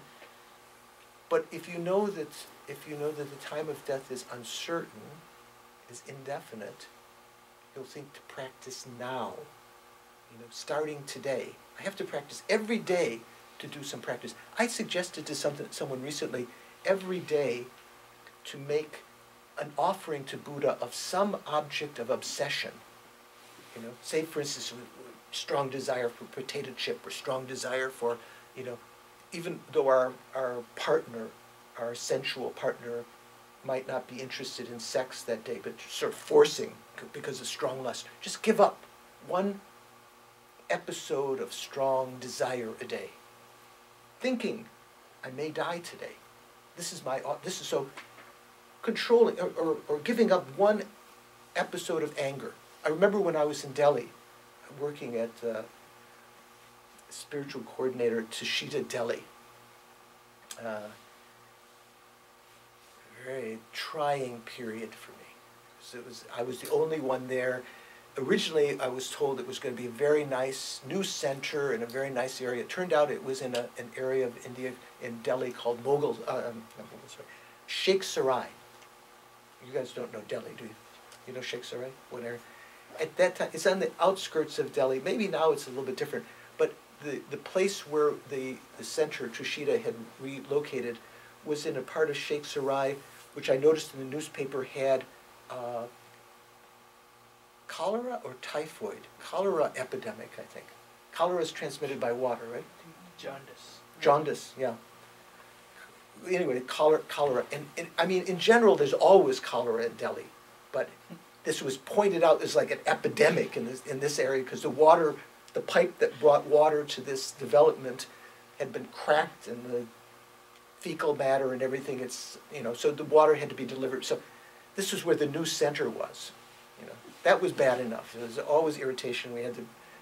We could bathe in the water, but anything we drank had to become from the other places. And then in Delhi, the rickshaw drivers, the taxi drivers, and it's just, so I would get so frustrated sometimes. And I made a promise. I would offer every day one episode of anger to the Buddha. When I was about to kick the tire of the rickshaw out of frustration because he brought me to the wrong place on purpose, or took or cheated me out of money, I restrained from that, offered that to the Buddha. Not the anger, but that was my practice that I offered to Buddha. So if you can, if you know the time of death is uncertain, I might die today, you might find yourself restraining from activity that you might otherwise engage in through that. Does that make sense to you? Okay. So we're going to take a break now for lunch. Let's do a short dedication now. Just a recapitulation, and sit comfortably.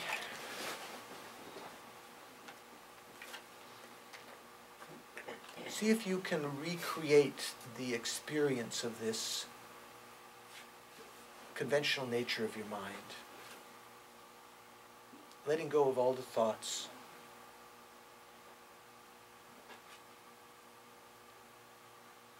Let go of your thinking about lunch, which you might not have been thinking about, but now I brought up the thought.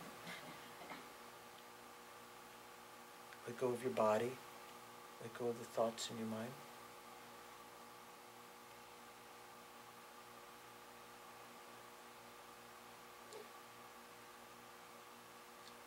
And then think, this morning I've created some virtuous karma by motivation, particularly hearing and thinking about the uncertainty of the time of death. I'm a human being in the southern continent, so there's no set lifespan, but particularly in this degenerate age, there's no certainty of a time of death. Therefore, I could die today. I could die tomorrow, this week. There's no certainty. There are more causes of death than there are causes of life. I could be hit by a car. I could have a object fall on me from the sky, like in Russia recently, the meteor that fell. I could be sucked up into a sinkhole, like the fellow in Florida.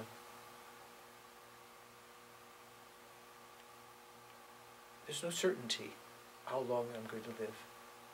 There are more causes of death than there are causes of life. And even the things I think of as causes of life can become the causes of death. Food. I can choke. I can get disease from them if it's poisoned. Salmonella infection and so forth.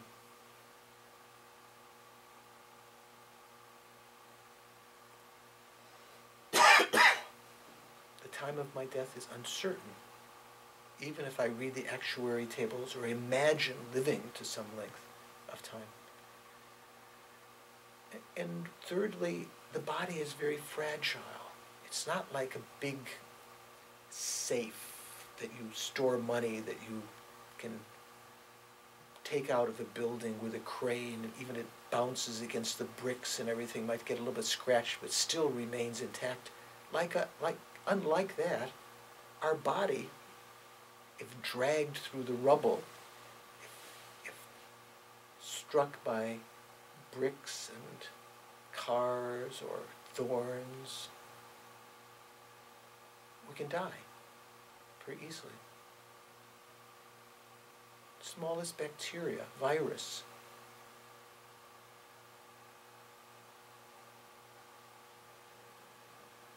Lyme disease, whatever, we can die. The time of death is uncertain.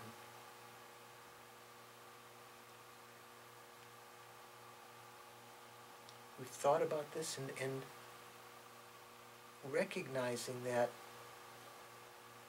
I might die today, I might die tomorrow. Therefore, I must practice the Dharma now. I can't just put off the Dharma, practice of Dharma, until sometime in the future. I must practice now.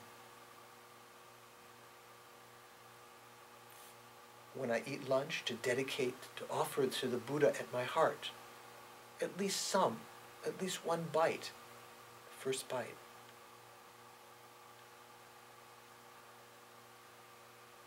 To turn my mind inward, even on those days when I'm super busy. Watch my mind, watch my motivation. Why am I doing this? I'm definitely going to die. I may die soon. Is all this necessary? How can I transform it? What seems to be essential, looking after my family or occupation, whatever, how can I transform it into the Dharma? I have to practice Dharma now.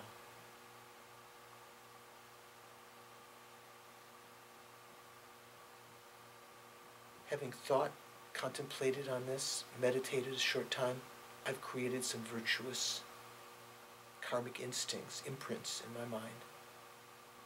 I'm going to dedicate those to my continued Dharma practice. Due to this merit, may I actually quickly realize the certainty of death, the uncertain time of death, so that I practice the Dharma. I practice it from right now on, without stopping. Due to that practice of Dharma, may I quickly overcome my problems, find real Dharma happiness, and turn my mind toward the benefit of others, working for their welfare, not mine alone. May I follow the Bodhisattva path due to these merits and quickly achieve enlightenment for the sake of all living beings.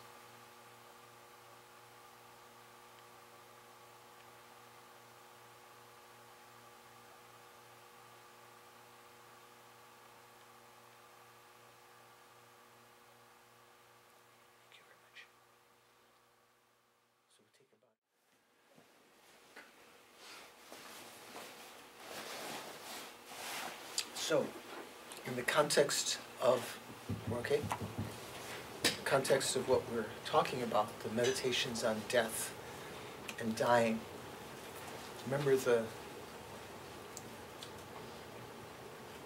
one of the reasons for meditating on this is to get an understanding of impermanence on the gross level. And the most intimate and important understanding of gross impermanence is not just that the world, that mountains will decay or that the sun will disintegrate. Intellectually, we might have heard of those things or know that. Even the boulders on the shore will disintegrate. That helps people sometimes. But the intimate, with respect to our own life, that we will die. That's called gross, that's an example of gross impermanence. And until you realize gross impermanence, it would be kind of futile to think that you could understand subtle impermanence. And this, both, even gross impermanence, with respect to the self, is such a powerful realization.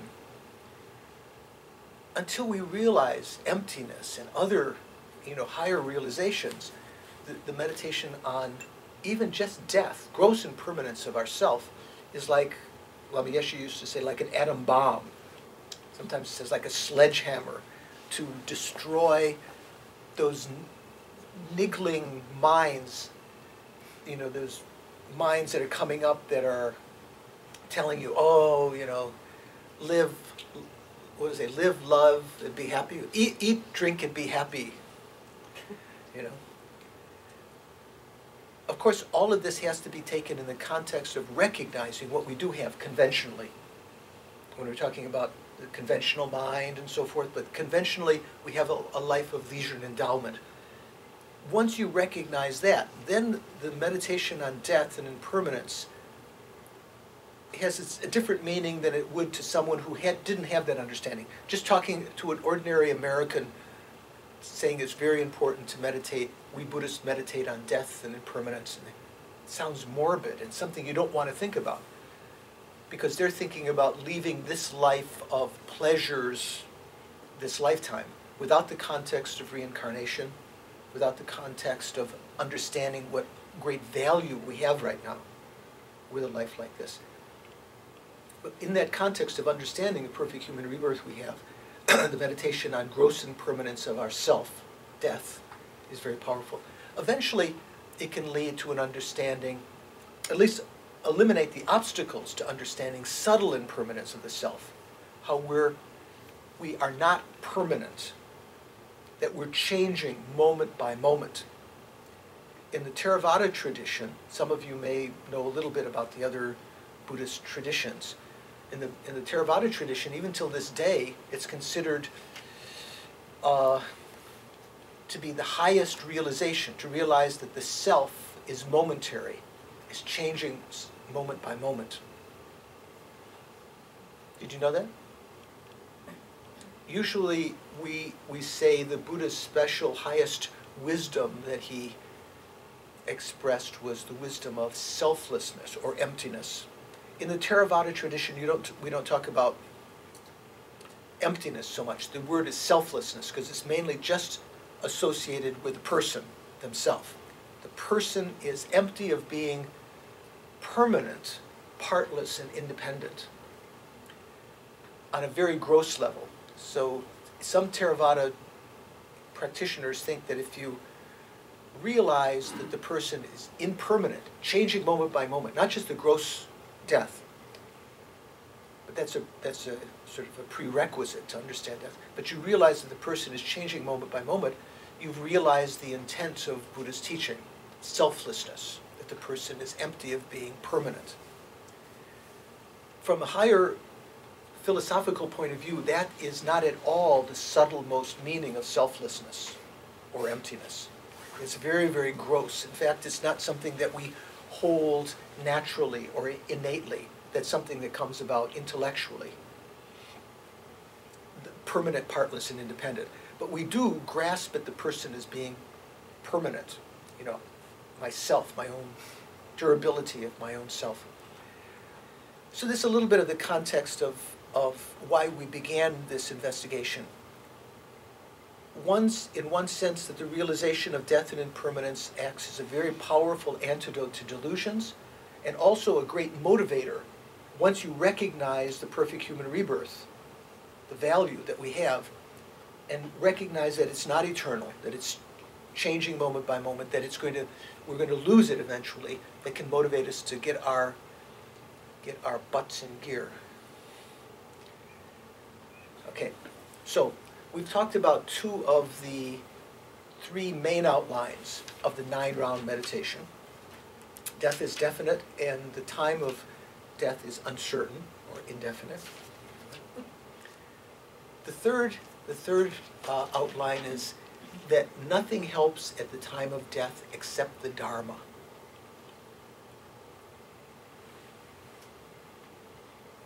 Remember what the resolutions were of the first 2?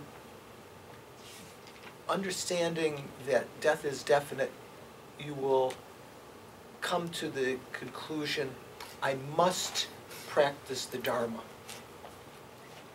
Recognizing that the time of death is indefinite, uncertain, you'll think, I must practice the Dharma now. The conclusion of this third one, I'll even tell even before we go through the reasonings, is I must practice only Dharma. Why? Because nothing helps at the time of death except the Dharma. And eventually I have to die, and I'm dying, who knows? I could die today. So what does that mean? Nothing helps at the time of death except the Dharma. Well, the different things that people imagine that help them during this lifetime, one of them is this body.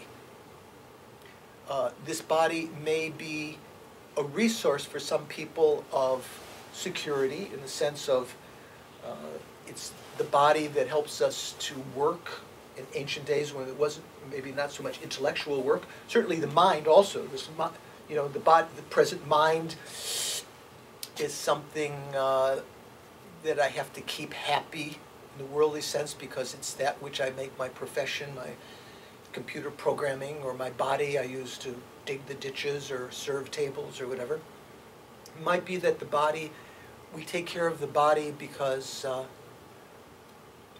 it's a source of pleasure. We take care of the body because it is a source of attraction to others. Sexual attraction, let's say, to companions. But at the time of death, the body has to be left behind. This body that we've cared for, maybe put creams on, and many baths and massages to feel comfortable, that we've cultivated the body like it was a precious thing. Partially because of the interface, the feeling, the experience of pleasure deriving with the body and the senses.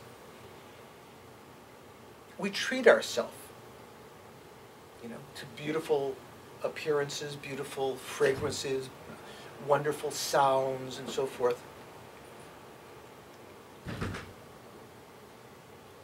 Almost as though that this is something that is going to be constant and so forth. But at the time of death, we have to leave the body behind.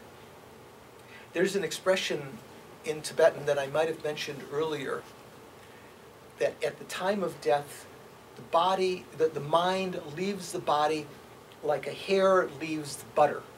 Do you remember me mentioning that before? You don't remember that? What's your name? You. Anna, do you remember me mentioning that? No. Okay, the context is this. In Tibet, butter was very important for cuisine.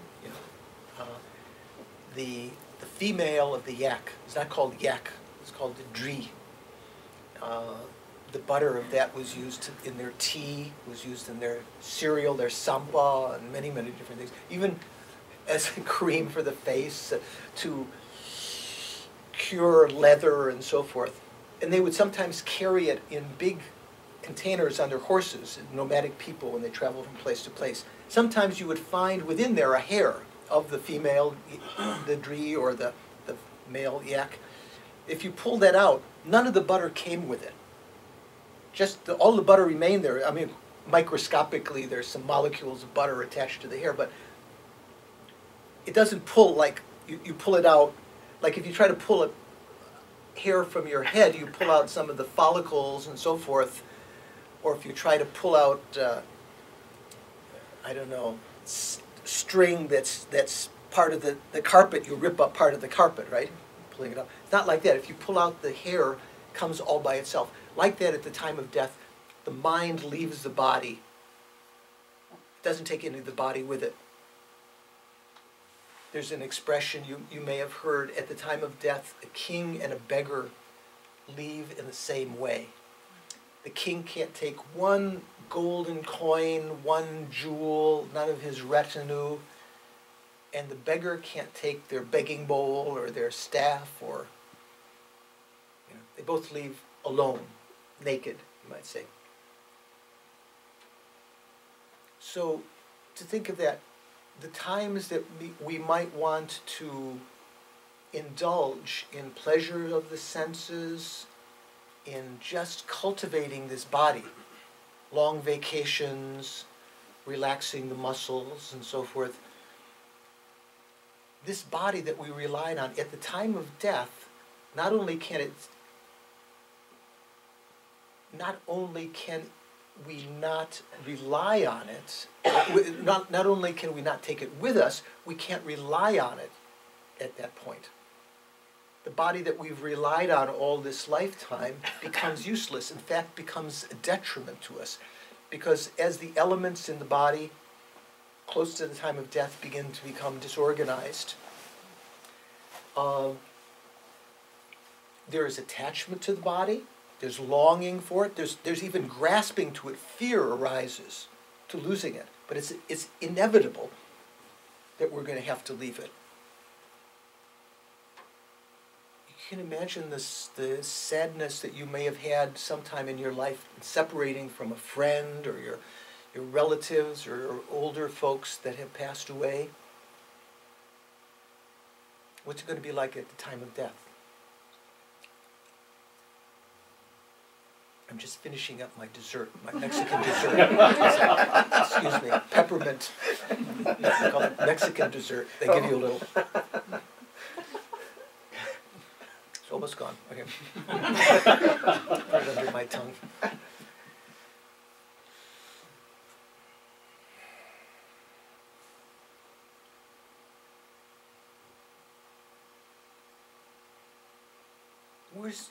Also, at the time of death, secondly, our possessions are of no use to us. We can't take our possessions with us. We can't take our body with us. We can't take our possessions. As I said, the king and the beggar leave the same way. All of the things that we may have accumulated, our wealth, even in a sense, our possession of memories of what we did this lifetime. As I said before, unlike Frank Sinatra. Do you remember? You weren't here. Frank Sinatra, there's some song, I can't remember. Is it I Did It My Way, or one of these things My about Way. What is That's the name of the song. My Way. My Way. My Way. You know that song? I do. Yeah. I did it my Oh. Should put on a Dharma concert. I think we could. That would be very interesting. Like there's a song that I've always admired very much by Joni Mitchell, Circle Game, I think it's called. And different things like this. There are many songs that have, in a sense, Dharma themes.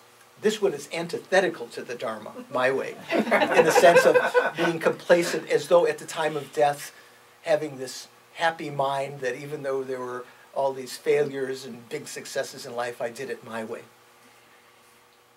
At the time of death, we can't take anything with us, and the very possessions that we have relied on in life sometimes become a great obstacle to us because of our attachment to them. I wonder if any of you have seen the movie rendition of a famous novel. I think it's been made at least twice, maybe 3 times into a movie, All Quiet on the... Western Front. Okay, was going to say Eastern. Thank you. I was never remember. Western Front. Yep. Mm-hmm. Well, at least the version I've seen the movie of. I haven't read the book. Taking place during World War I, right? English are in the trenches of France, I think. This is the Western Front. Fight with Germany, shooting, gassing each other, and there were three buddies, soldiers, British soldiers, one of which was quite wealthy and had better accoutrements. He had special boots made, not just the army issue boots, but beautiful hand-tooled leather boots that were the envy of his friends. You know, a certain amount of pride, his possession. So this fellow is the one that's been injured mortally. He's in the hospital, apparently dying, and two of his friends come. And they're talking to him, trying to console him at the time of death. And one of them is looking at him, looking at the boots, looking at him, looking at the boots. And you can see, you know, he's anticipating this person's dying so that he can get the boots. And the person who's dying recognizes this. Can you imagine? Also, when someone is dying, not only are there's sadness leaving the body, but the possessions that you've had, but then the fights that are going on. You hear the relatives around. Medical research has shown that people, even when people in comas, perhaps even in the death state, still can hear things that are going on. You're aware of that. Can you imagine what they hear the people saying, I want it. No, I'm going to get it. You're fighting over your possessions that just a few weeks or days before that were considered yours. Already it's being divvied up. You're considered irrelevant. So the mind at that time can be very torn because of attachment to possessions. That's why people who've lived a very simple life, let's say monastics, who don't have a lot of possessions, like Milarepa, was not a monastic but a great meditator, lived a very ascetic life, could die without any, without any reluctance, knowing that he did, that there was no attachment to the things that were around him. So at the time of death, our possessions do no good. You can't say at the time of death, it's not as though the possessions can elongate your lifespan, like we talked about in the first point, by paying the doctors off or getting a better, this or that. When the karma finishes, of course, before that, wealth may be important. You can get better medical attention. But when your karma finishes, the possessions have no benefit for you. Can become a big hindrance. Then thirdly, the body, possessions, and your friends and relatives that are your source of praise and love of the 8 worldly dharmas. Your body maybe in the sense is a source of the pleasures, and your possessions, one of the other, 8 worldly dharmas, desiring to have possessions and not to lose them, resources and so forth. And then praise and blame and fame and infamy. You could say hearing pleasing things on a vast scale, having a good reputation, or just being loved by a small group of people, hearing sweet ego-pleasing words. All of those things that we've worked for so much this lifetime. At the time of death, the individuals that we thought were the source of that, our friends and relatives, our lovers, they are of no help to us then. They can't travel with us into the next life, into the bardo, in the intermediate state. And oftentimes, ordinary beings, let's say as opposed to Dharma friends, become a great hindrance because they're saying, oh, don't leave. Fidel, don't leave. Igor, I love you. The mind becomes even more upset. That's why the great meditators liked to advise that when you die, to die in isolation. We might think, oh, I should have my friends and family around when I die. my loved ones. I'll feel better that way. From a Buddhist perspective, that becomes a big obstacle to dying in a say a meditative state, or in at least a renounced mind that's planning on, practicing the Dharma in the future, trying to die in a virtuous state of mind. Friends, relatives, loved ones, and so forth. Like I said, the example of All Quiet on the Western Front also, they could be there arguing about your possessions or hierarchy in the family, who's going to be taking charge and everything. So if you think about this, death is definite, the time of death is uncertain. And at the time of death, all the things that we've relied on in this lifetime, the body, the source of pleasures, that we might have, that could protect us. If the lion is coming or the burglar is coming, we could use the body to protect ourselves. At the time, the body can't protect us from death, can't fend off the Lord of Death. The possessions that we have are useless to help us, and then we can't take them with us. We can't take our body with us, we can't take our possessions, nor can we take our friends, our relatives, and they become actually an obstacle to our dying in a virtuous state of mind. The only thing that helps us at the time of death is the Dharma. What does that mean? Remember when I asked you in one of the preceding classes what the meaning of Dharma was, what Dharma meant, and there were different ideas. Sometimes people said it was the teachings and practices. Really, Dharma comes from this Indian word that means to either hold up or hold back suffering. Hold up from suffering, protects. So what is it that protects us at that time?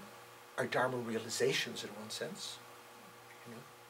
If you've recognized before that you're inevitably going to die, at this point it doesn't come as a big surprise.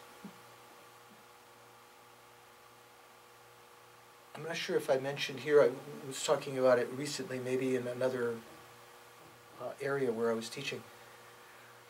There was I think a Taoist master who was living in a hermitage on a mountain in China, and living with his wife very harmoniously. All the villagers considered he and his wife to be very happy and source of their, advice and guidance and everything. And the villagers heard that his wife had died after some illness. Did I tell this? No. So the people came to console him, thinking he would be bereft and in sorrow. What is it called? Grieving, right? And he was up there drinking and playing music and dancing, and they thought, how strange, he's gone berserk, But he was exemplifying this kind of understanding of impermanence. He wasn't celebrating her, dying callously, But generally, when we feel grieving or sorrow at the time of someone else's death, it's not so much we're feeling compassion or sorrow for the other person. We're feeling sorry for ourselves generally, isn't it? You can ask yourself that. When other people are dying, and people grieving for a long time, that they have to go through this process of grieving, or whether they say 6 stages or 9 stages or something of grieving. From a Buddhist perspective, grieving is suffering. And the inevitability of this kind of torment at the time of death is an exemplification of our attachment, ordinary beings' attachment. Someone who's realized the Dharma and realized impermanence and the inevitability of death, when someone dies, it doesn't come as a big shock. It's almost like natural. When I was doing a Lama Rim retreat, I think I'd just taken ordination. Yeah, I had taken Bhikshu ordination that spring. This would have been 1977. And I was doing a long Lama Rim retreat during the rainy season at Kopan. And every day, amongst other meditations, meditating on the inevitability of death, that For instance, my dad, who was in his early 60s, would get older. He would need a cane. Later, he would, show signs of senility. Finally, he would die. Definitely, my dad would die. And then I could apply that to myself. Remember, we were talking before. And during the course, someone from the American Embassy came up. The roads were washed out at that time. They came up on a motorbike or something, walked the last distance, to tell me that my father had died. My grandmother had worked for the first lady senator. What was her name in the United States? Margaret J. Smith. Yeah, she was a secretary, not sort of private secretary of Margaret J. Smith. So she had some pull. So she got the State Department to call the embassy. Otherwise, for an ordinary American citizen, they wouldn't have said. So she comes up, and he told me, I have something very sad to tell you. Can we come out, we'll stand out here, and your dad has passed away. And it was like at that moment I thought, I knew that.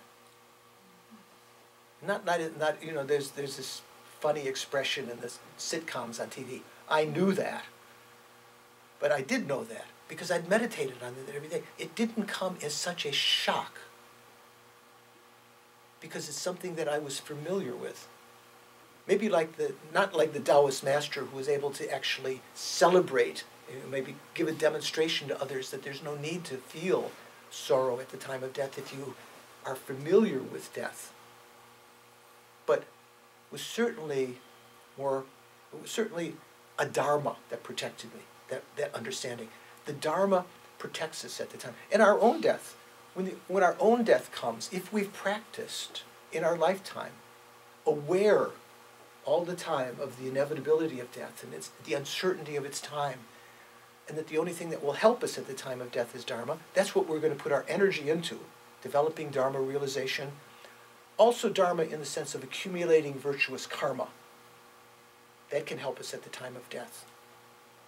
In terms of, that's something we can take with us, accumulation of virtuous karma. And the diminishing of our store of negativity during this lifetime.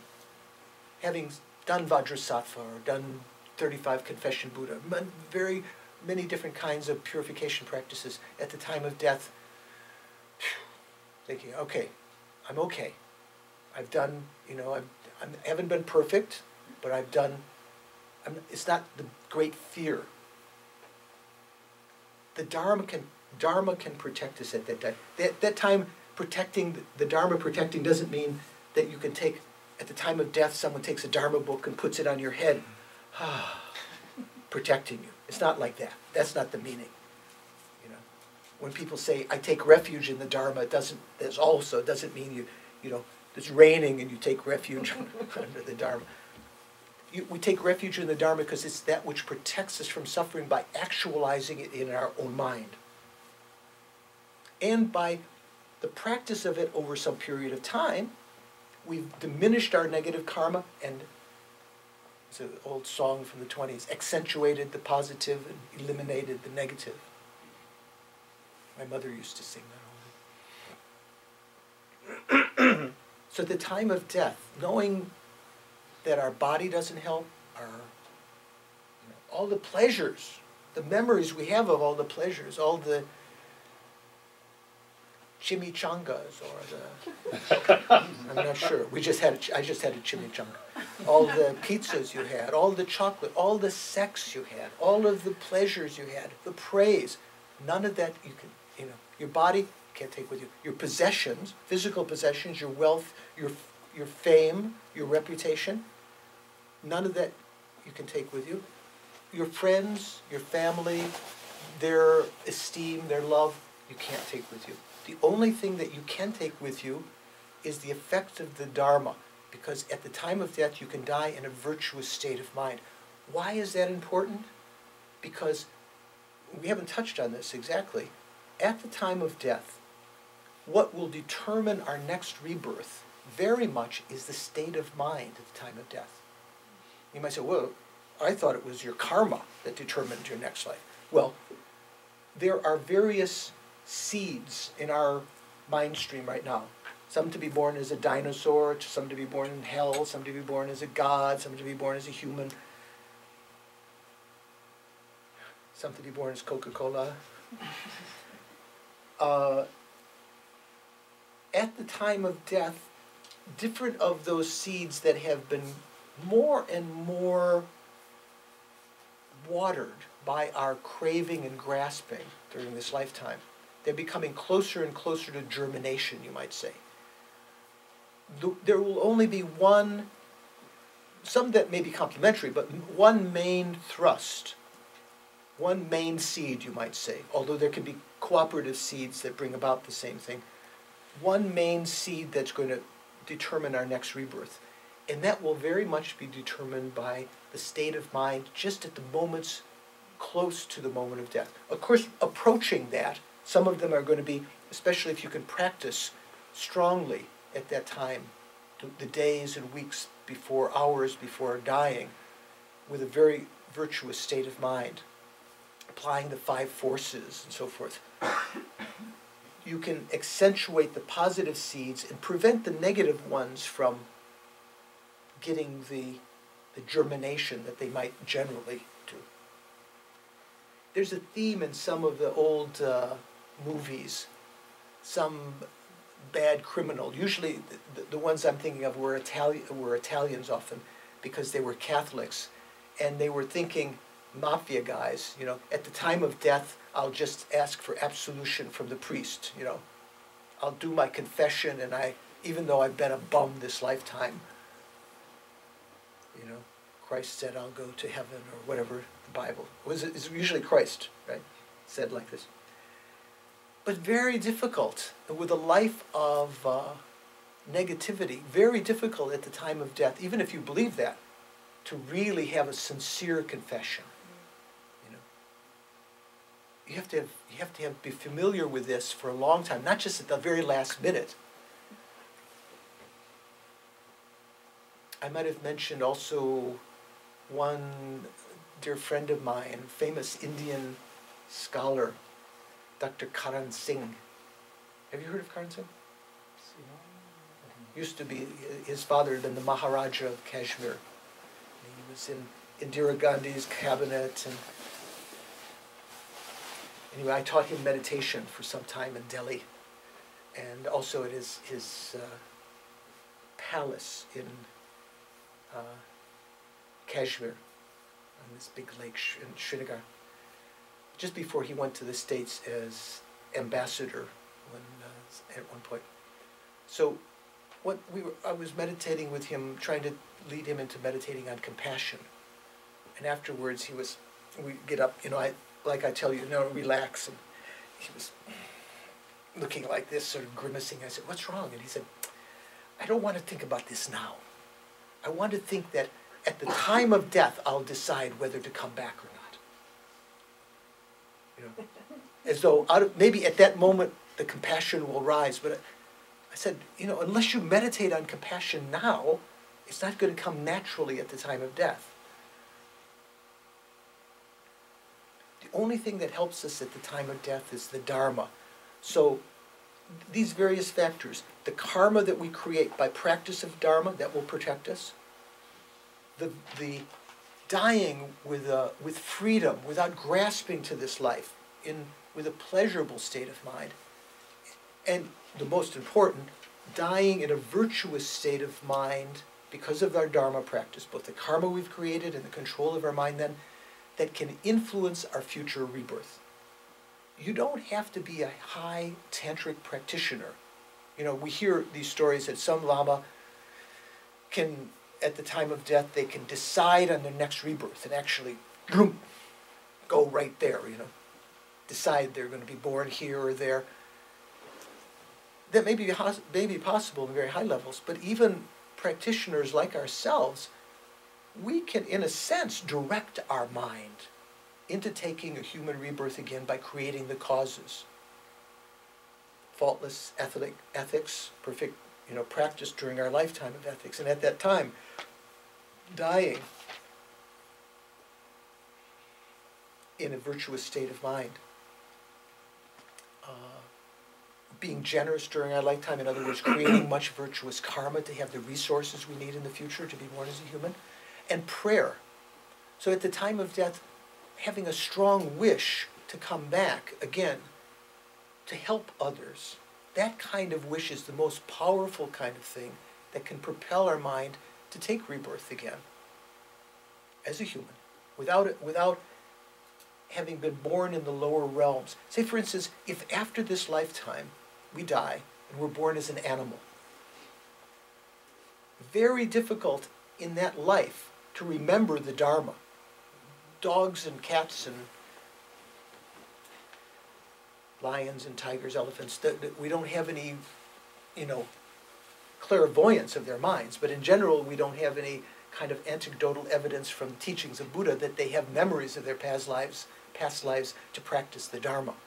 There may be some general behavioral characteristics. Some animals are more pacific, some are more aggressive, even within one species. But in general, they don't remember how to practice the Dharma. They can't enhance you put a book in front of your dog and he'll lick it or, whatever. You tell them to practice the Dharma, don't to kill the birds, they'll just wag their tails and go on killing and so forth. So if we're born as an animal, very difficult to practice any more of the Dharma. So at the time of death from that lifetime, very difficult to accentuate, maturate, to mature the karmic seeds of virtue in our mind stream. Again, born as an animal or as a hungry ghost or as a hell being. From that, again, a long, long time in the lower realms. After a long, long period of time, perhaps being born as a human again because some seed is finally ripened to be born as a human. Again, completely forgotten the Dharma. No continuity. If we could be born in a succession of lives as a human, this is from a Buddhist practice point of view, if we could set up all the causes to be born again as a human in the next lifetime, not necessarily remembering this lifetime, but at least having a continuity without a lot of negativity in between. Many lives of being born as a hell being with fear, anger rising, as an animal with aggression and attachment and so forth. We can continue the practice that we've begun this lifetime. We can enhance that. So at the time of death, nothing helps except the Dharma. There are many ways of thinking like this. Karma helps because that can impel us into the future. Our Dharma practice this lifetime, eliminating the negative karma, creating a great store of virtue. The mind at the time of death, being happy, to being able to die without fear and grasping, but also in a virtuous state of mind. Not being grasping onto things. So the conclusion of this meditation, that nothing helps at the time of death except the Dharma, is that not only should we practice Dharma and practice it now, but we should practice essentially only the Dharma. Now that you might say, excuse me, I've got to be to work at 8 o'clock in the morning. I've got a wife and child, or a husband who is a child. My joke. Usually that's the case. Yeah. I ask my lady friends sometimes, how are your children? How are your boys? Meaning her actual boy and her husband. I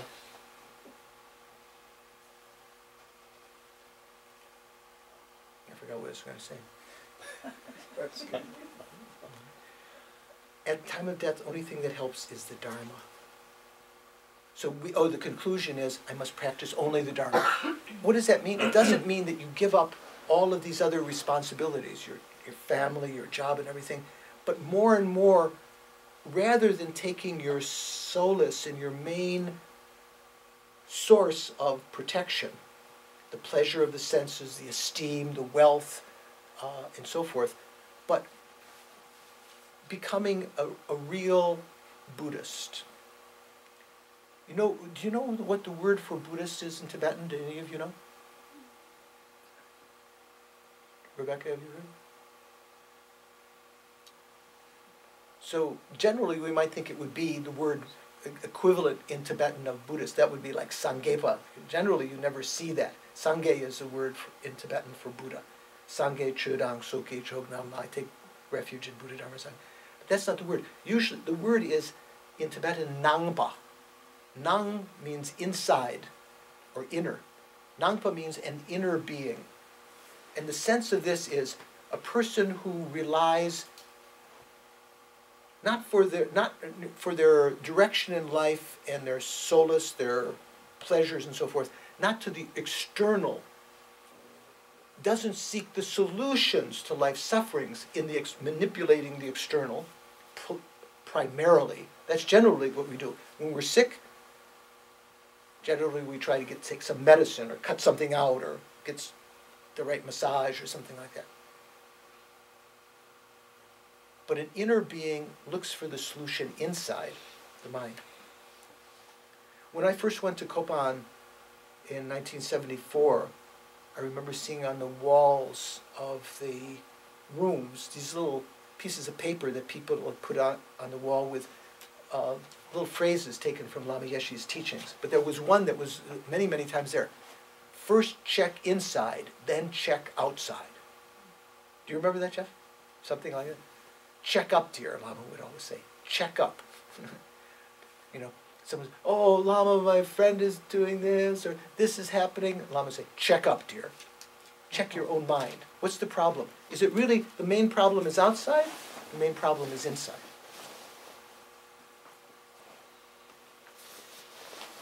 So an inner being, that's the word for Buddhist in Tibetan. We can by practicing the Dharma, we can become an inner being. Someone who is, during the day, whatever you do, with your children, with your companions, with your job, always thinking why I'm doing this is temporarily to have the housing, the food, the water, if you have to buy it, to be able to continue to live, to practice the Dharma, to have this perfect human rebirth, live a little bit longer so that I can practice the Dharma. That's why I'm doing this. With that motivation, everything that you do during the day becomes Dharma practice. And then if you can enhance that and occasionally bring your mind inside and watch your delusions rising, try to counter them. Also try to develop good qualities of mind when you see them deficient in yourself.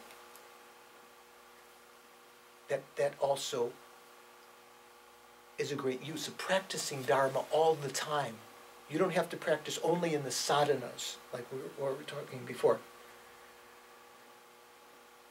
Inner being. So the understanding of death, meditation on death, and the mindfulness of death, to some people might seem as a Tibetan obsession or Buddhist obsession.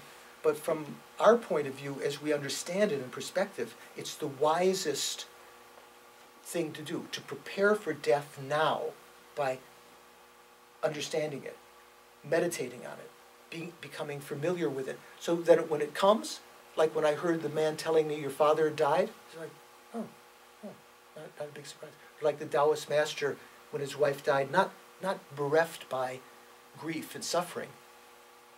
When the doctor tells us you're going to die soon, it's not going to come as a total shock to us.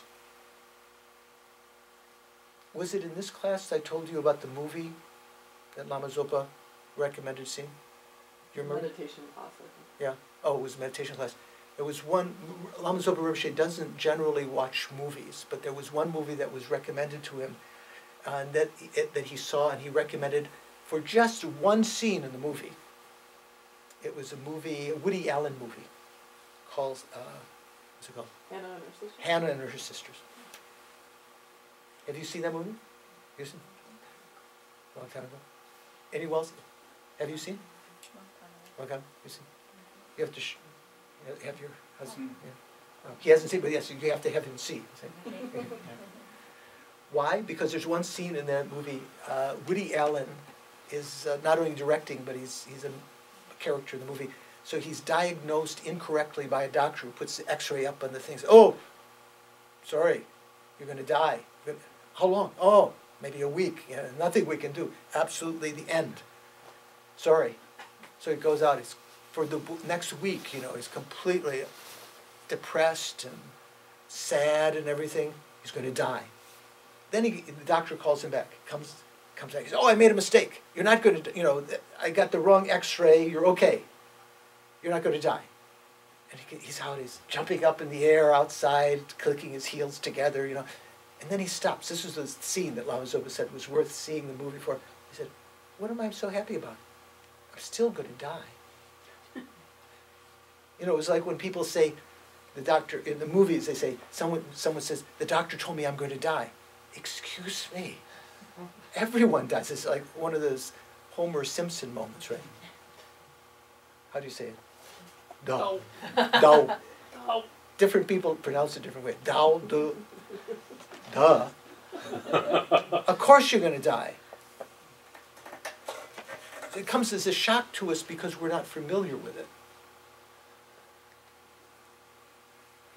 Also, some Buddhists have, when I was at Kopan also, I noticed sometimes there were skeletons drawn on the wall. You might think, how macabre, how morbid, weird.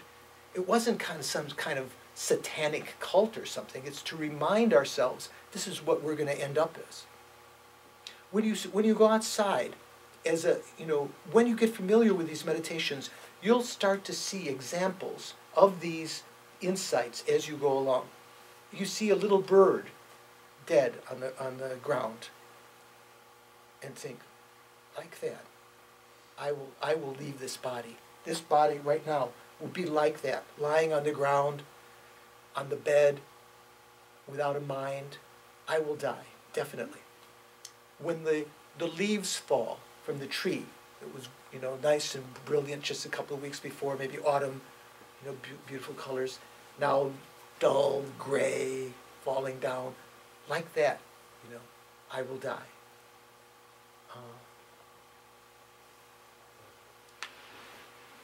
Milarepa, you've heard of Milarepa.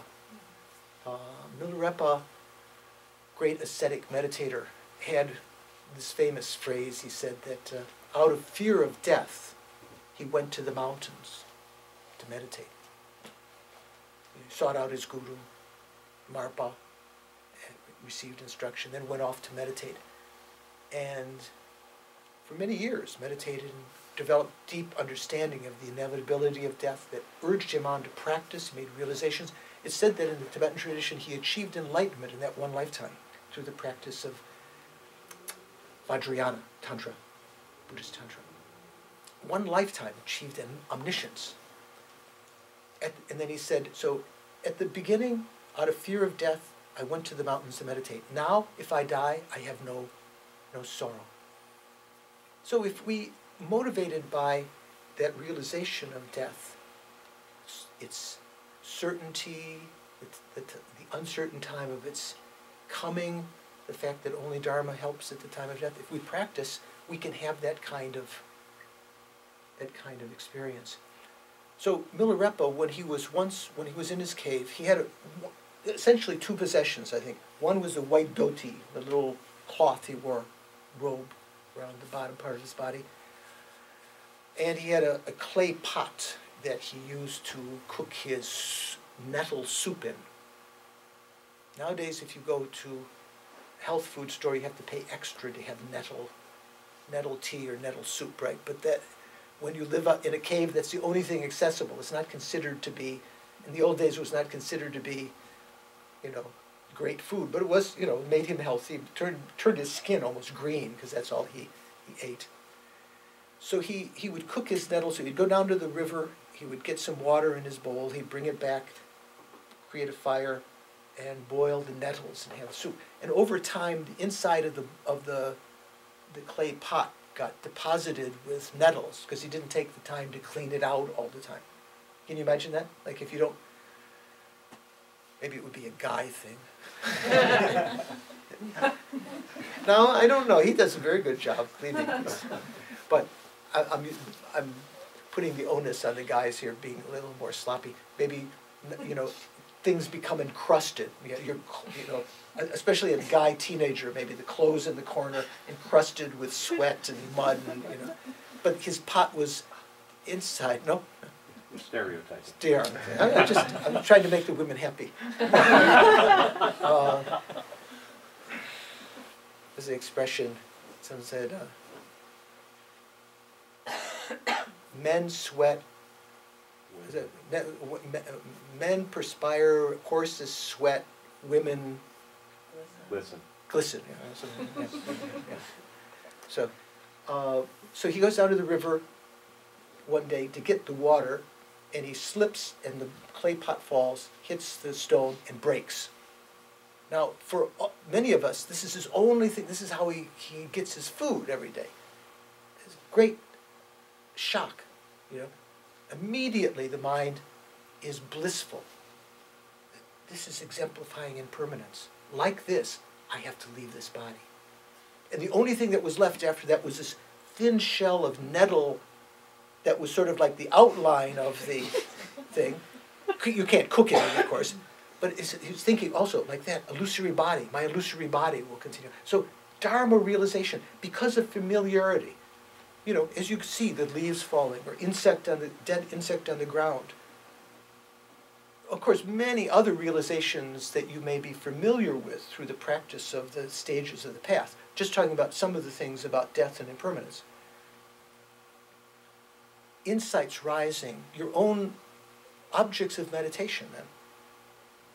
When you do analytical meditation, remember those things.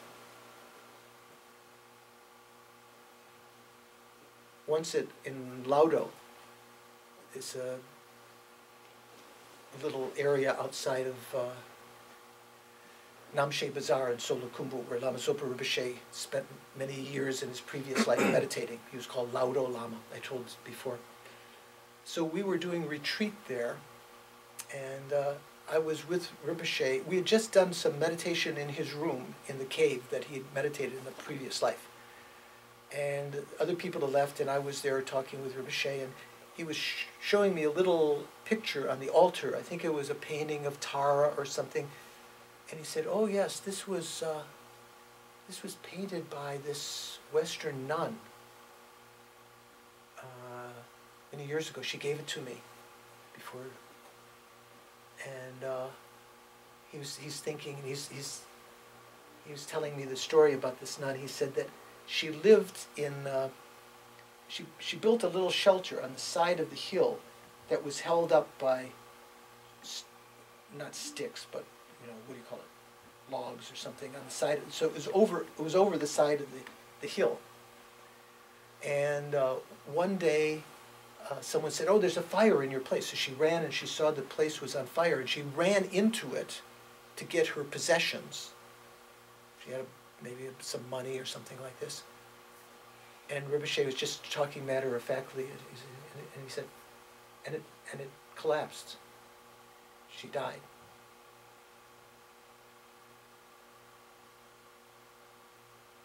So what was his point? You know, the possessions that we even go back into the fire to get. We can't take them with us, but that can become, our attachment to them become the cause of our death. Striving after these things. Striving, you know, diving back into samsara again and again, not wanting to give up this lifetime. At the time of death, sometimes the attachment to this lifetime becomes an obstacle to being able to do certain practices like transference of consciousness, poa. Some of us were talking the other day. Transference of consciousness, certain kind of practice you can do near the time of death to leave this body and perhaps transfer your consciousness to a pure land. But if there's attachment to this life, very difficult to be successful in poa. So there's a story, one geshe, one meditator, at the time of death was having trouble doing poa, transferring. And his guru, who was clairvoyant, realized this from someplace else, realized this. And he made sort of the reverberation in this person's mind. Oh, the reason the person couldn't couldn't give up easily is that they were attached to their Tibetan tea. Let's say their Coca-Cola, their Diet Coke.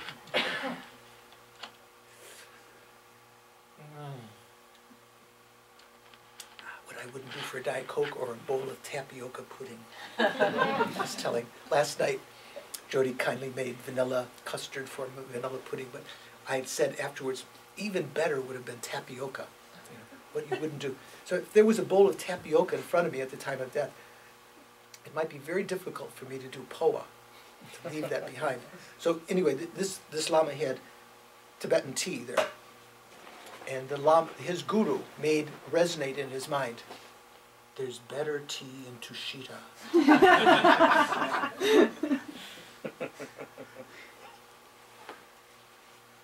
The Buddha's son, Rahula.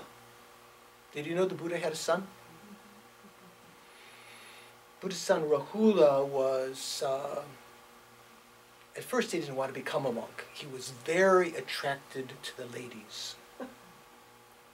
Strong desire, strong lust for the ladies. Finally, the Buddha had to trick him to take ordination. He gave him his begging bowl one time, the alms bowl, gave Rahula his alms bowl, and started to walk to the monastery, and Rahula sort of following. He didn't want to go. He went in, they closed the gates, and he gave him ordination. Suddenly he's a monk.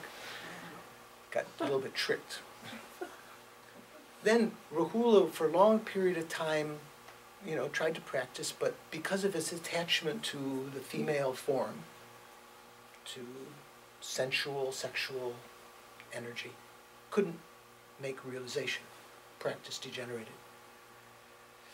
So the Buddha gave him different meditations to do. There were several stages of this meditation, of his experiences over many days, meditating on the suffering of the hell realms and beings that have been born as animals in previous lives and so forth. But finally, he had a vision of these, the Buddha made manifest before him the sort of like the appearance of the God realm. And there were these beautiful goddesses up there in the desire realm. And they were like, oh, wow, much. Like it said, made the most beautiful woman on earth appear to be like a monkey. Comparison. You know, it's like unattractive compared to the, wow. And they're talking to one another and they were saying, oh, did you hear about Rahula? He had the karma to be reborn up here, but he hasn't been practicing. He may not be born up here. And then the vision went away, and then Rahula began to start to practice purely again. Or with the anticipation of, you know, we say the minimum level of what constitutes the practice of Dharma is at least working for the happiness of the future life. So I guess that constituted.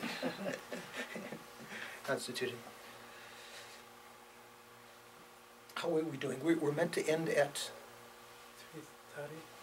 3:30. Okay, we've got time. Okay, so you have to. Some people have asked have to go off. It's already 2:37. Thank you for staying around.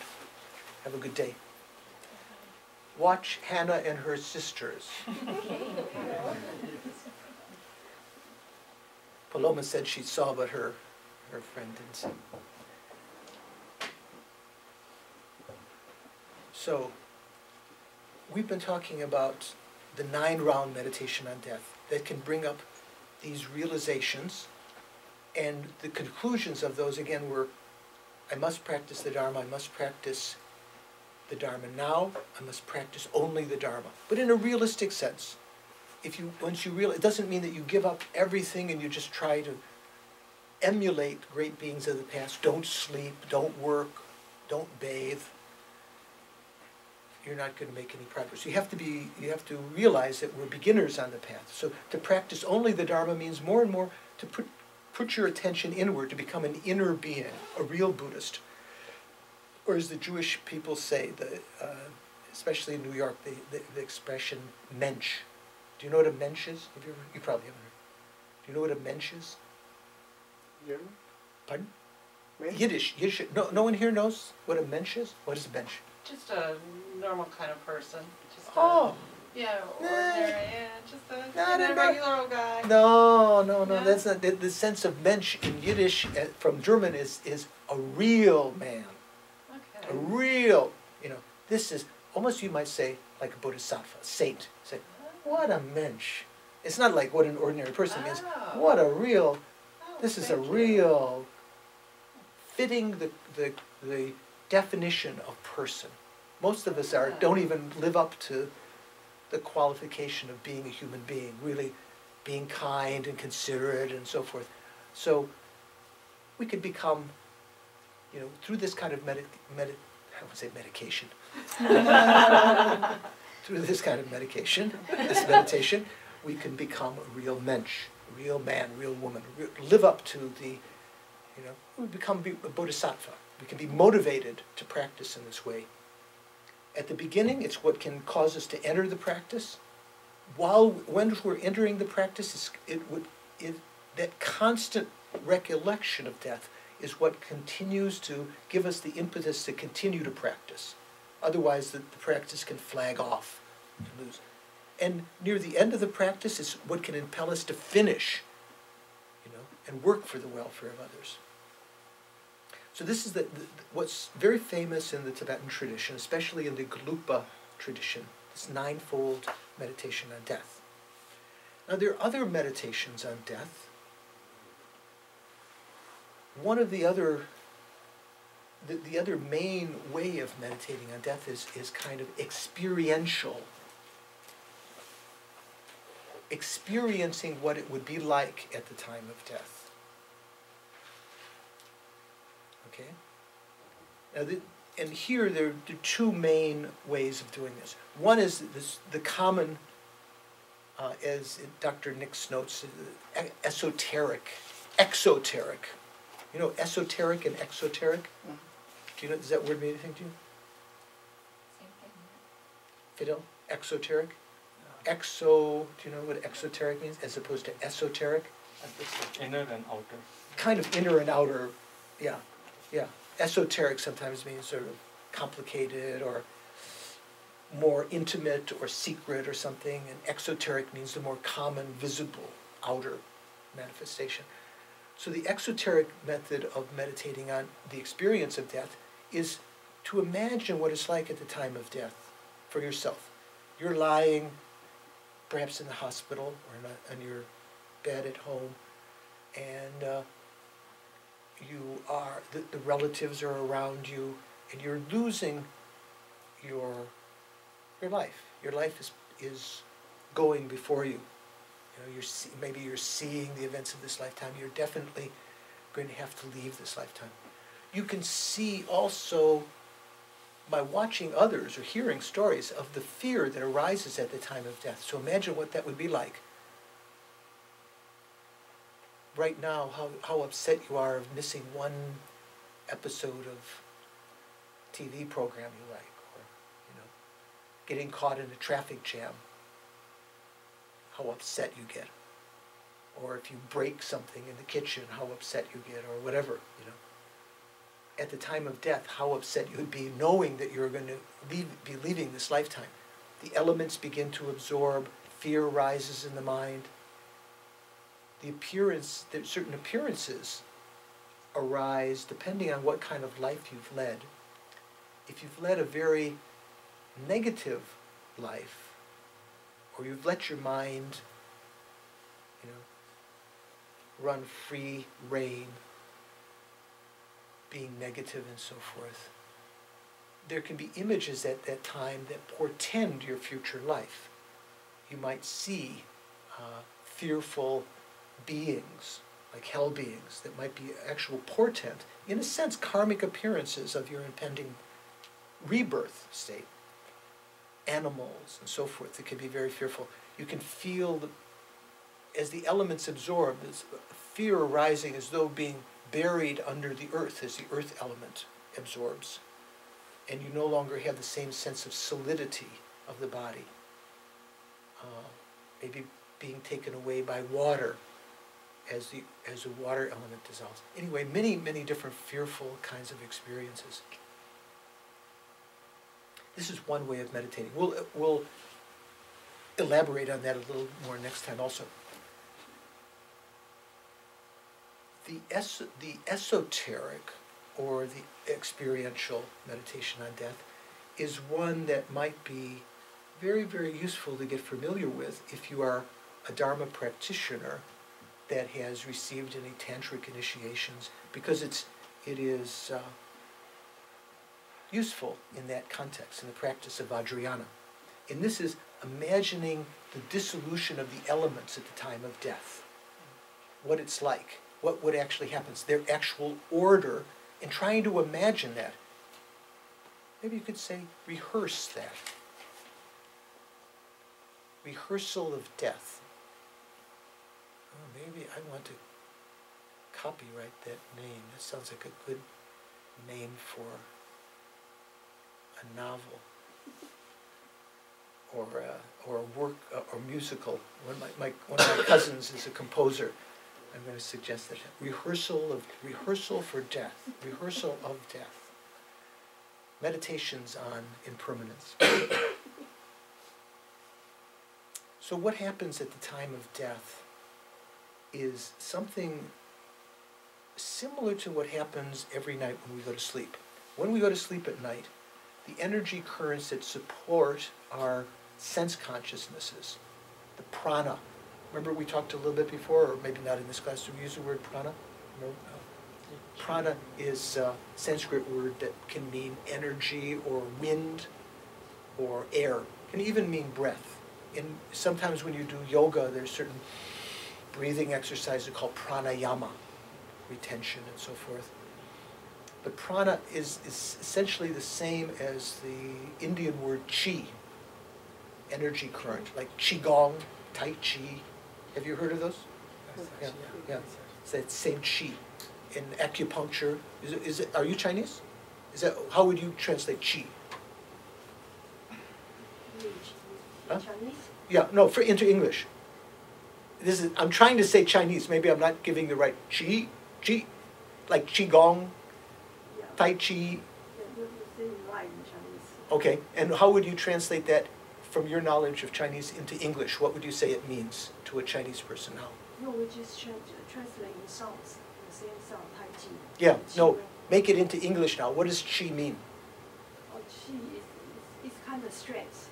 Strength, Yeah. like energy or something like that. Energy. Yeah, tai chi, qigong. But it has to do with these currents that run within our body, prana.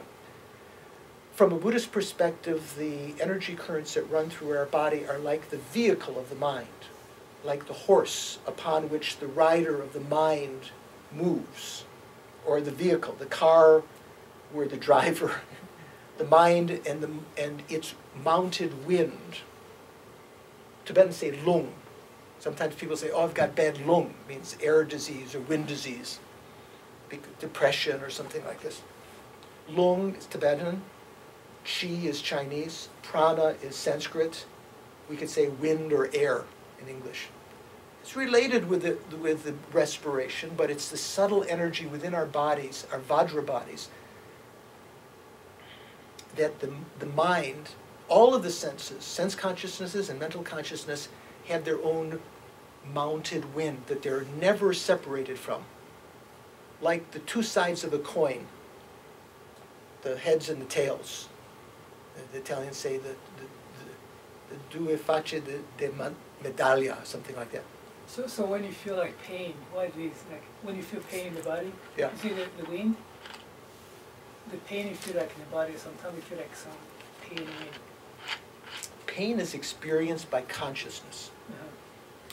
So it is our physical consciousness, let's say our tactile consciousness that is, let's say in the knee or in the muscle, or if you've been stung by a bee or something like that, your arm is broken and there's great pain or whatever. It's experienced by the mind. The experience of pain is a mental experience. The wind itself not being conscious, doesn't experience pain or pleasure or indifference. but it's inseparable from the mind.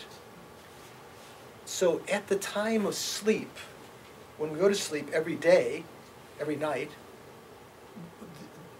due to fatigue and so forth, the natural occurrence, rhythmically, the winds that support our sense consciousnesses absorb back toward the heart chakra. At least if they don't go completely back, they come back somewhat so that the senses no longer are functioning. Depends on how far they've retreated. Sometimes you can shake a person a little and they wake up right away. Maybe the senses have not gone. You know, when you're just beginning to doze off and you hear something on the street, you wake up right away. Other times when you're in deep sleep, you don't hear anything outside. You don't feel, you don't taste anything. So at the time of sleeping every night, these energies absorb, and they absorb naturally in a certain sequence.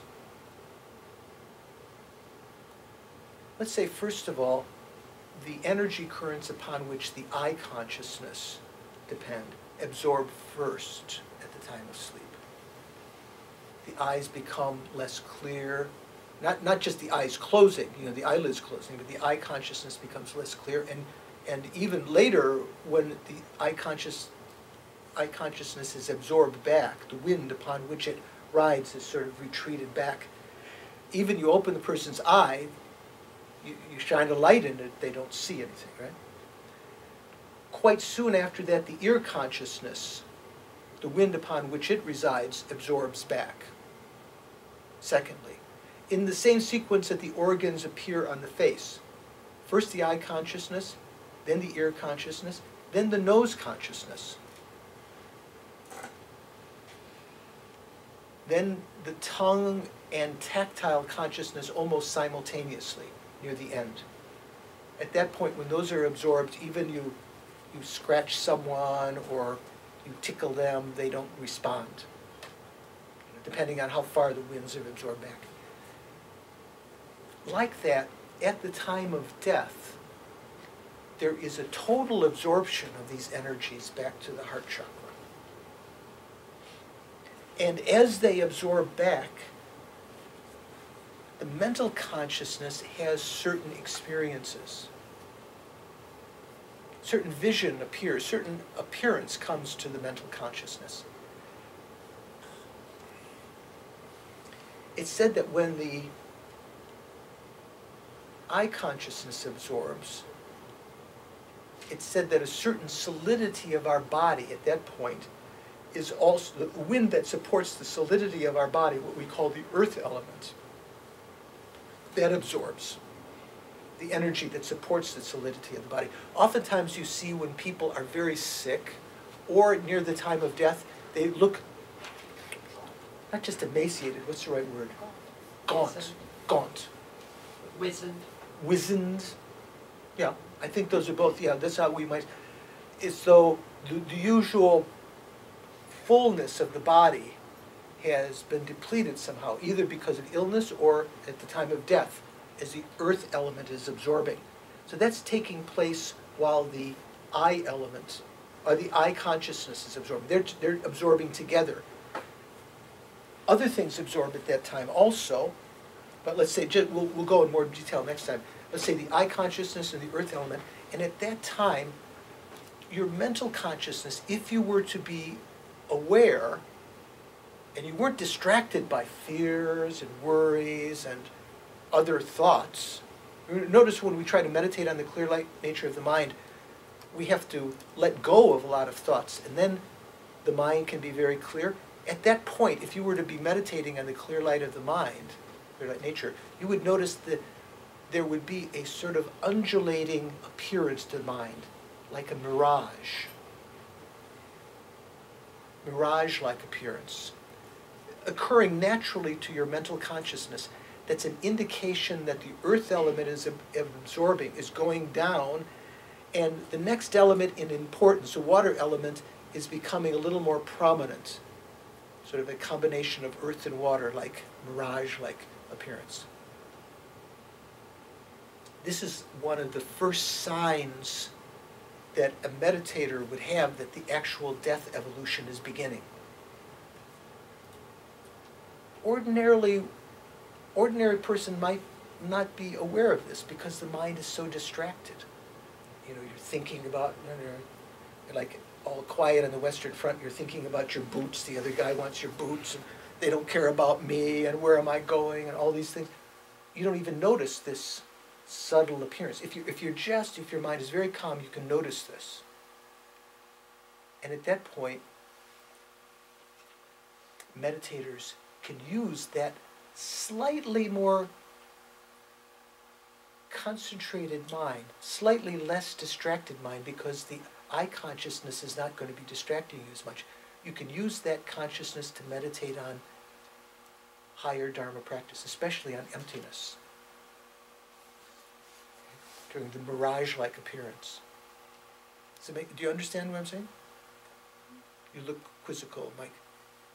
Usually do. You do? Well, not quite as much as now, but... Does it make sense to you? Yeah. I'm just working on Okay. So the first of the various things that absorb, of the consciousness is the first that absorb is the eye consciousness. In a normal, peaceful death. In some deaths, when a person is ravaged by disease, or if it's a rapid death, your car smashes into a wall, things happen in a different order, or maybe just like that altogether. But in a normal death, without other circumstances, the earth element and the eye consciousness absorb simultaneously. Other things absorb at the same time, but we'll embellish more things later. So the earth element that supports the solidity and color of your body, you know, the vibrancy of your body, you become more gaunt or wizened. Then the ear consciousness, and at that point, when the earth element and eye consciousness absorb, you have the vision of to your mental consciousness, not to your eyes. Your mental consciousness, there appears this undulating vision, like a mirage.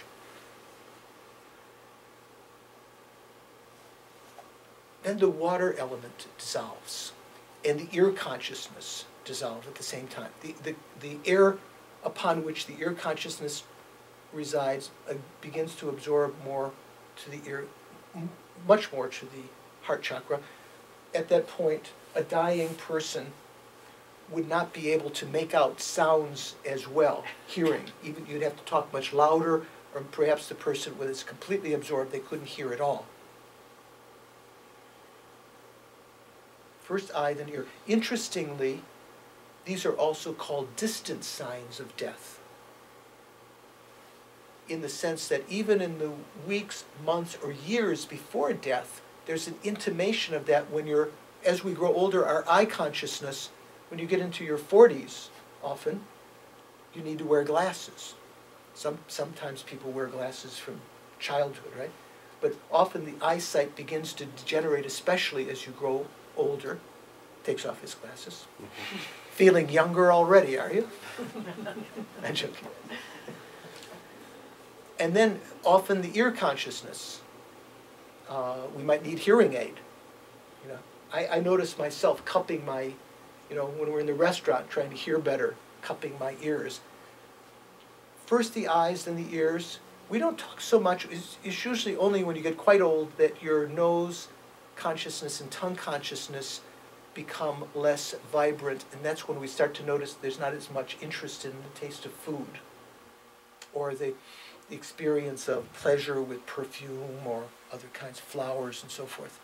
It comes much later. But the distant signs, first the sight, then often after the sound. When I was a kid in kindergarten, first grade, second grade, I remember feeling envious of the kids that wore glasses, because they often seemed to be the smarter kids in class. The smarter kids wore glasses, and I thought, wow. When I finally needed, and that's something that stuck with me all my life, I think, because when I was about 39, I'd been in India for some time at the monastery at Sarah, and I'd come back. I'd gotten a prescription for my first pair of glasses, And when I got back, remember I was in Italy, Istituto Lamaso Campo, and the first time I'd worn them, I sort of looked around and put them on, and I felt a little bit embarrassed, like people would think I'm bragging, like I'm smart, because I'm wearing glasses. Something in my mind. So there was a distant sign of, 39 already. So at this time when the ear consciousness is absorbing, also the water element, so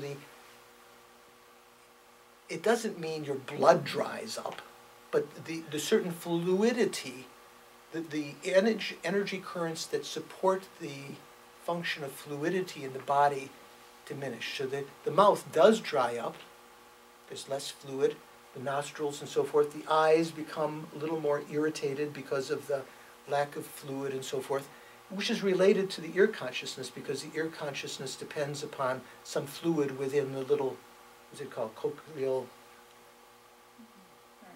some fluid within where the little follicles come that absorb, that hear the sound. At that point, and other things absorb at that time too, but at that time there's a vision. If your mind was not distracted, just your mental consciousness, there arises a vision of smoke. First perhaps curling, like the smoke from an incense stick. If you notice in a quiet room, sort of wafting up and moving around. This is a sign, an inner sign, that the water element is diminishing and the fire element, which is next to be, is taking some ascendancy. The fire element is next to disintegrate after that, or dissolve. When we say the dissolving of the element, one element into the other, it doesn't mean that the earth element dissolves into the water. It just means that one is becoming less prominent while the other is becoming more prominent. Then when the water element dissolves into the fire element, we have this smoke-like appearance. It means the earth element, the water element of the body is becoming less pronounced. It's harder to speak also because the tongue is drying up, the mouth is drying up. And the fire element is becoming more prominent. So that's the second stage. At that point, there is this smoke-like appearance. And if the person is aware, they can recognize this. Like we've done in the breathing meditation, or we might have done, this is the first inhalation, this is the first exhalation. Now it's not yet finished, but the second inhalation is coming. Having a pre-knowledge of what's coming next, anticipation of what's coming next while something is still happening. Then this is the second inhalation. I just finished the first. This is the second exhalation. I finished the first. The third is coming. The second is still here.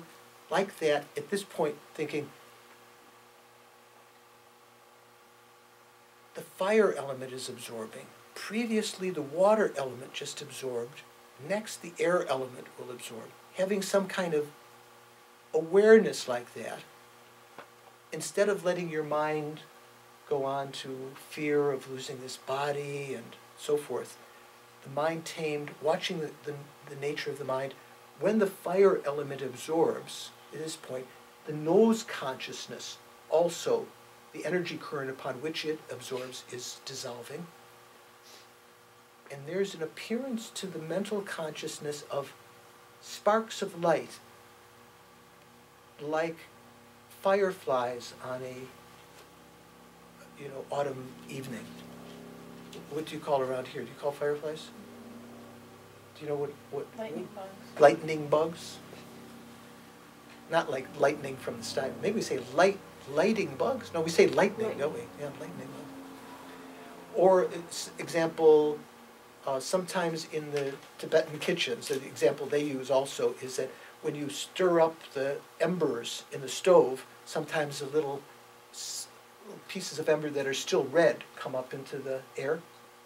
You know what I'm talking about? Or if a log is burning outside, you're burning things or the leaves, and you hit it with a rake or a shovel, then some things come up in the air, sort of like that, to the consciousness.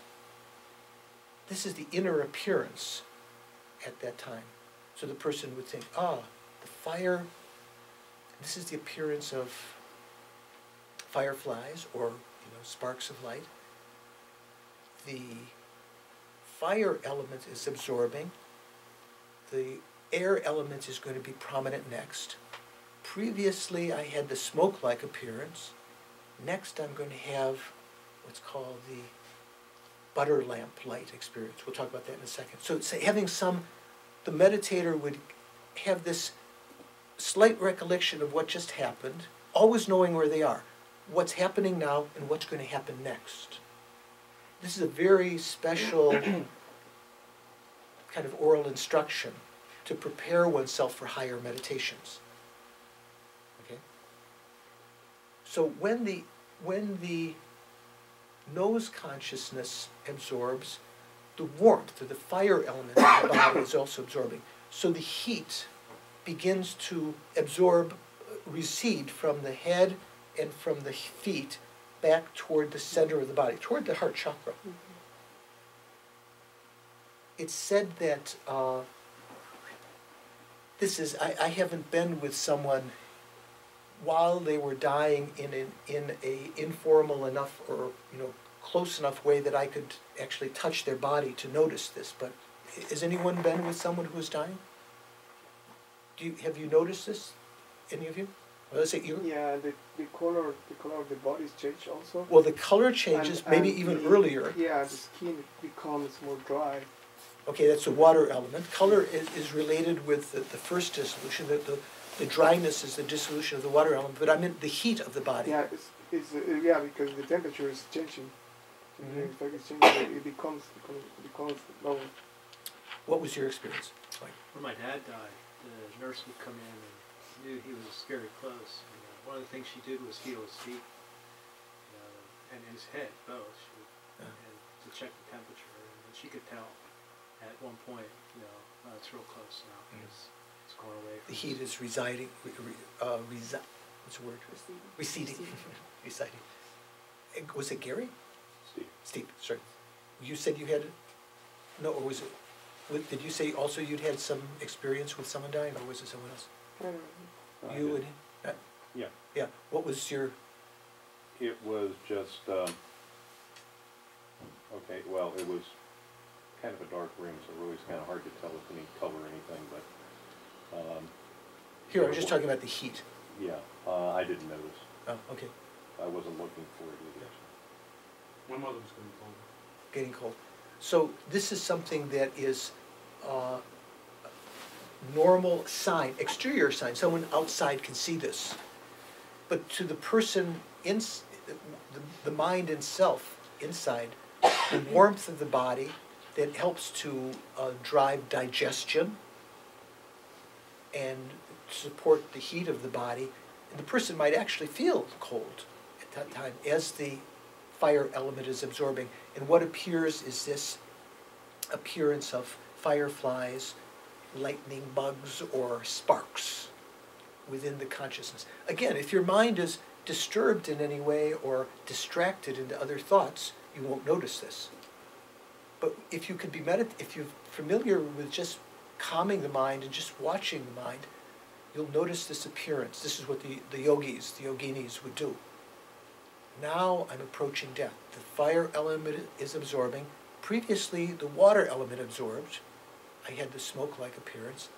Next, the air element is going to absorb, and I will have the butter lamp-like appearance.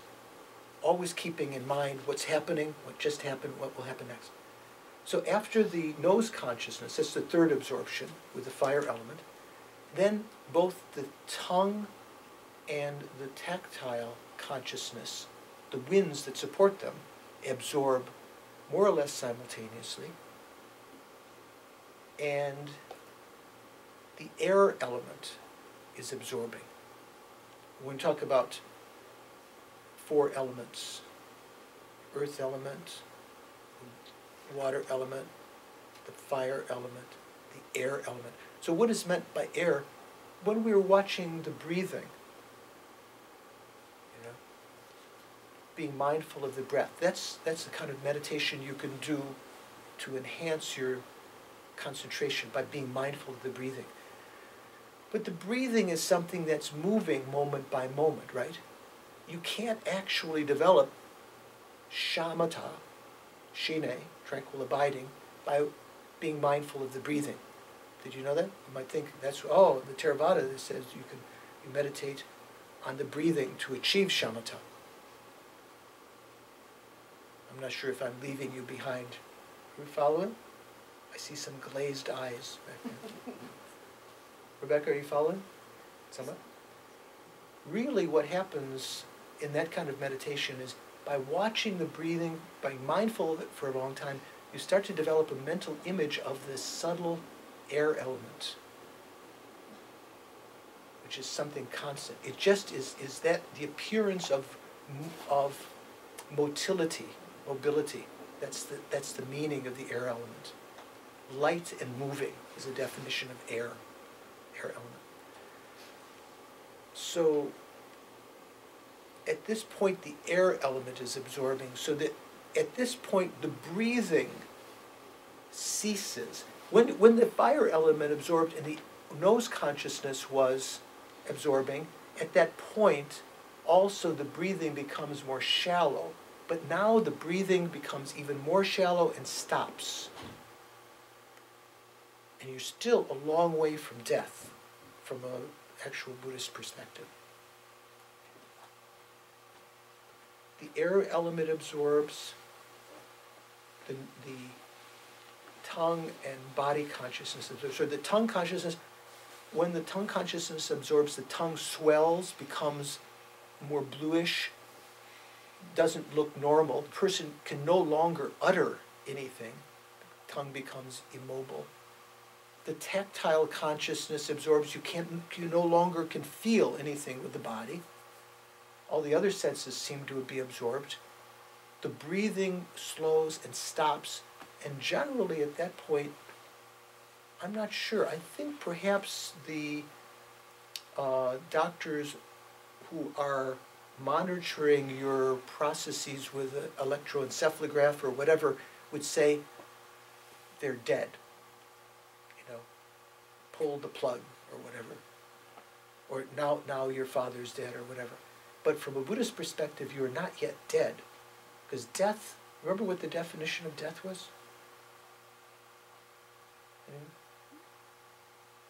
Death is when the consciousness leaves this body.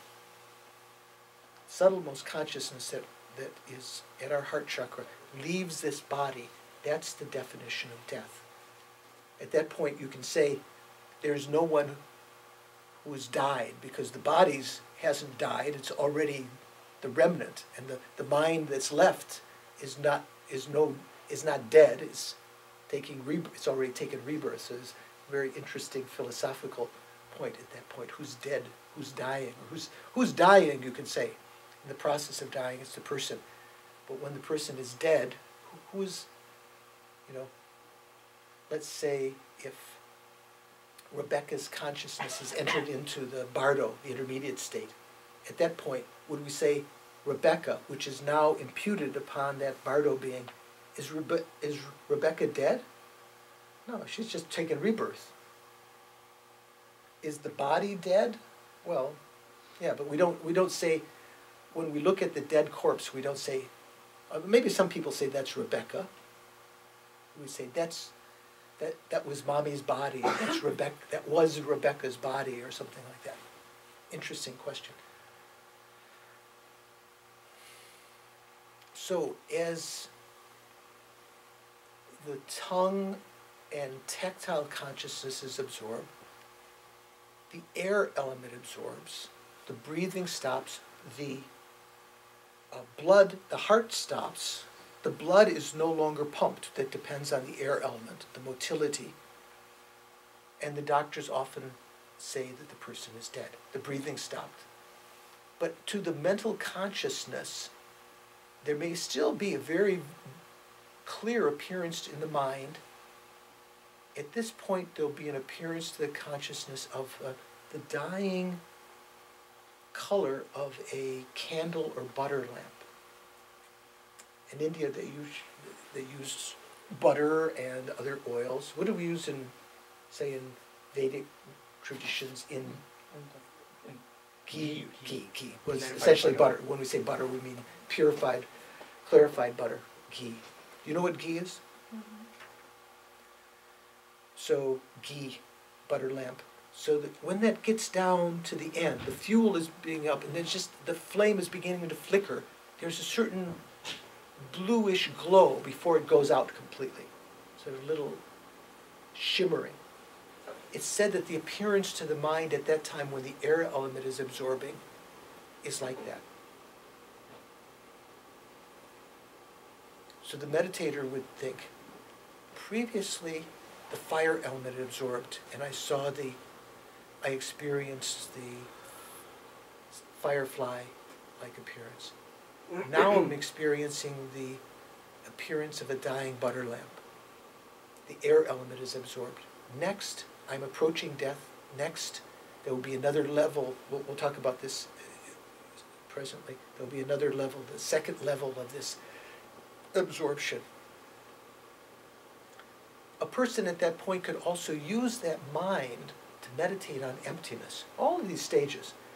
Even though there's an appearance to the mind, one knows that something is happening, you can recall, soon I'm going to die, I must meditate on emptiness.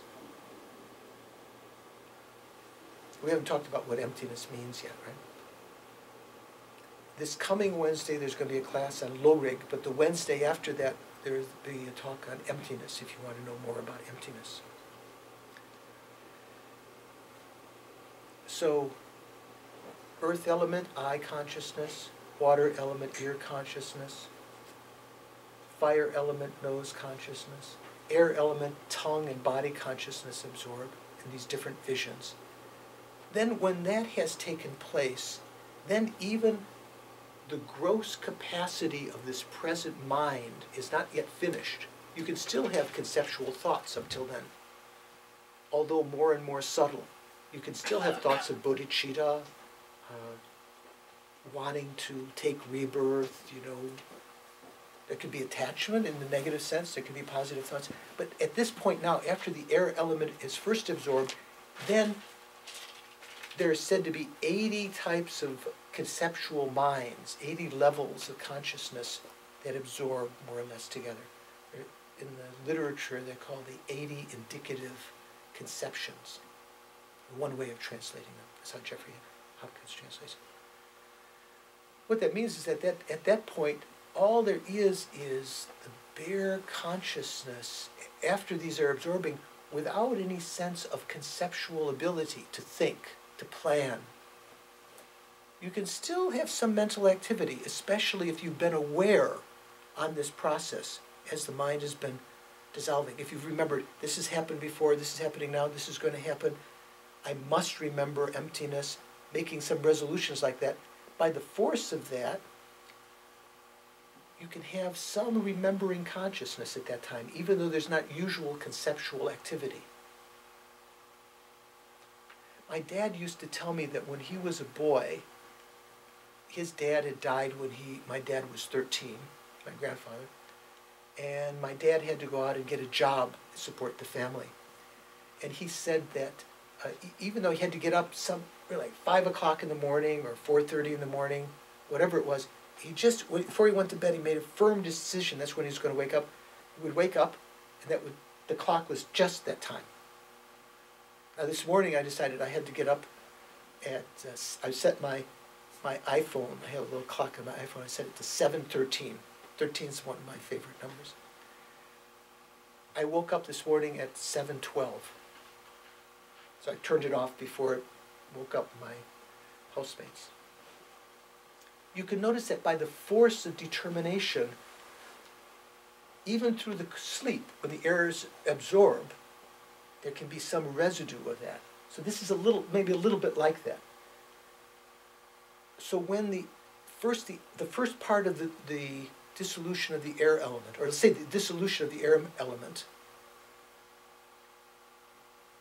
most of the consciousness, capacity of clarity of the consciousness have absorbed, but now secondarily all of the 80 indicative conceptions, conceptual minds absorb.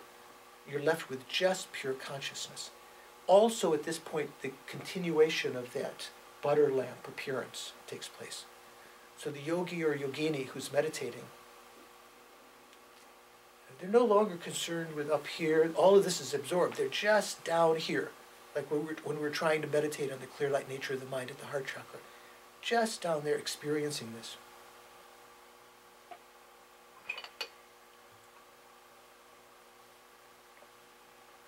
And the water element is absorbing.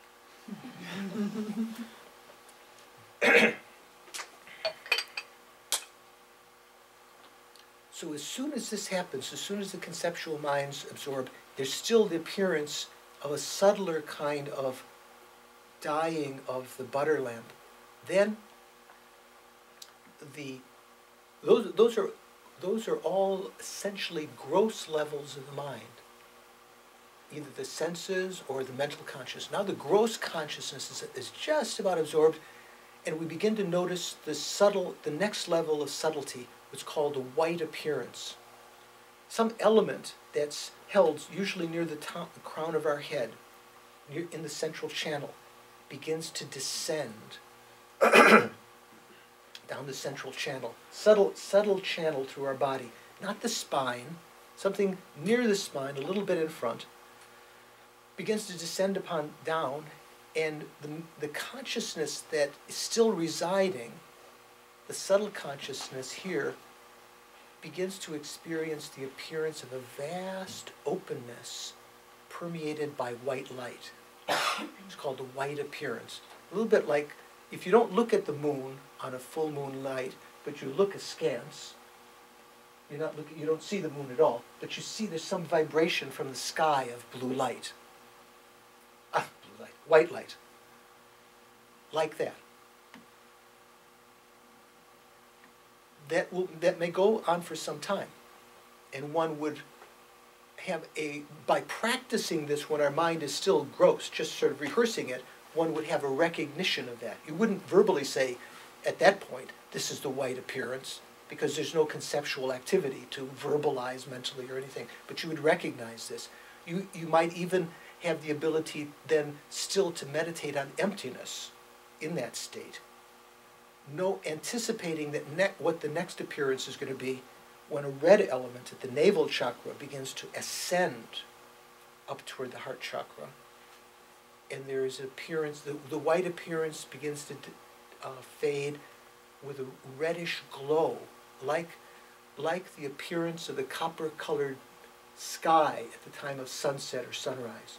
Do you ever notice on a clear night, just before sunset or just after sunrise, just before sunrise in the morning, the sky has a copper, yellowish red color, like that.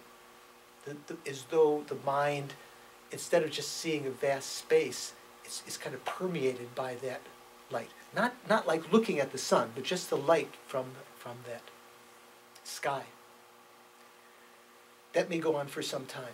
Then finally the white and red elements that have descended, white descended from the top, the red has ascended from the navel, they meet at the heart chakra, and they encase the subtlemost mind that's abiding there, like the white drop coming, the red drop coming up, and it starts, the red appearance begins to fade, and it's almost like the coming of the dark part of night.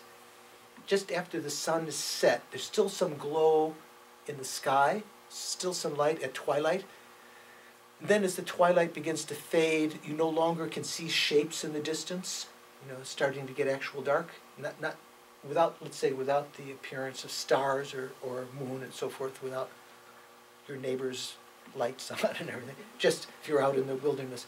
So like that, this is called the black near attainment, the vision. The first one is called the white appearance. The second is called the red increase, because there's an increase in the clarity of the vision at that time. Then when the two drops meet at the heart chakra, there's the experience of what's called the black near attainment. Called the black near attainment because you're nearly experiencing the clear light of death. It's just on the verge of doing that. So at this point, meditators spend a lot of time in this, because the more that they can experience that total blackness, the more clearly they can see or perceive the clear light of death afterwards, the more stark it is. There's even two stages of this black near attainment. One in which things just become dark, black, still some consciousness, and then the second stage is though fainting, just like as though all, even the subtle level of mind. Remember, the gross one was all these gross senses and the mental consciousness absorbing. Then there were three levels of subtle mind: white appearance, red increase, black near attainment. And then at the end of the black near attainment, it's as though even all of those subtler minds have absorbed. And then, as the white and red drops slightly separate at the heart chakra, the subtlemost mind that will continue on, has continued on from previous lives, will continue on in the future, becomes obvious because there's no other distractions. It's called the clear light of death. When we were talking about whether we were experiencing that, what we were experiencing was a gross mind, the clear light nature of that, which is kind of mimicking this, in a sense, a similar kind of appearance to this. Without any effort, no distractions, just like a vast sky without any clouds. The example sometimes is like sitting on a mountain peak in the country, let's say in ancient India, after the monsoon season, where the water, the rains have forced all the dust from the air, very clear at that time. Otherwise, in the summer when there's a lot of dust in the air, even at dawn, is a little bit misty. So all of the air, all of the dust is gone just before sunrise, even before the appearance of the red colored dawn. There's just like a very vast lucidity sitting on a little mountain peak as though you could see forever, totally clear. That experience, the clear light of death. No sense of myself as an observer, observing some space over there, but just the mind experiencing that appearance. It's called the clear light of death. It's that we would try to rehearse right now. Eventually we could actually, through certain practices, actually cause those visions to take place, even while alive, even not just at the sleep process, but through certain yogic practices in preparation for death. Because at that point, there's no turning back. There's no waking up in this lifetime. When the clear light of death arises, ordinary person might remain in that for a few seconds, a few minutes, at the most an hour or two. But yogis or yoginis, meditators, might remain in that for a couple of days. I think there was one of the Panchen Lamas, one of the great leaders of Tibet, who died in China, and he was brought back to Lhasa. His corpse was brought back to Lhasa on a palanquin. Is that how you pronounce it? Not pelican. No. I'm joking. The things that they hold in the floor like a stretcher, What is it? Palanquin. Thank you. I didn't think I had it right. At least it wasn't pelican. So he was brought back to Lhasa. It was a course of 3 months. Supposedly he was remaining in the clear light of death all the time. This is like a great meditator. So the yoga it's considered to be, for someone who's achieved a high state of meditation, who might be using this death evolution to meditate on emptiness, it's considered inappropriate to disturb the body at that time. Because by disturbing the body or touching it in some way, you can cause the consciousness to leave this body, and they no longer have the ability to meditate with that clear light of death on emptiness. That clear light of death, subtlemost mind, if it can actually meditate on emptiness, it can leave the strongest imprint in one's consciousness, because there's no other distractions. None of the senses are functioning. Even the gross mind is absorbed. Of course, you have to be familiar with what emptiness means with the gross mind, and brought that realization down to that subtlemost mind. But that's considered to be one of the epitome of the yogic practices of Buddhism. So this is kind of what's called the esoteric meditation on death. We'll do this next time. And in our meditation retreat, this is one of the very useful, to imagine this, also to think, this is going to happen to me. And will I be prepared? Even now, when I try to imagine this, my mind is distracted and so forth. What will it be like at the time of death? Will I be able to remember this? Would I be able to meditate on emptiness and so forth? Okay? So the time of death is constantly approaching. The end of this class is actually finished. Sorry, 4 minutes over. I'd like to do a short dedication and meditation at the end here. How are you feeling? Are you fatigued? A little bit? Sorry. It is. It is. It is what it is, right? So sit comfortably. Relax your body. Let go of the tension in your face, your neck. Relax your mind. See if you can recall the clear light experience of our conventional mind. Not the clear light of death, but it's just our gross mind, its nature.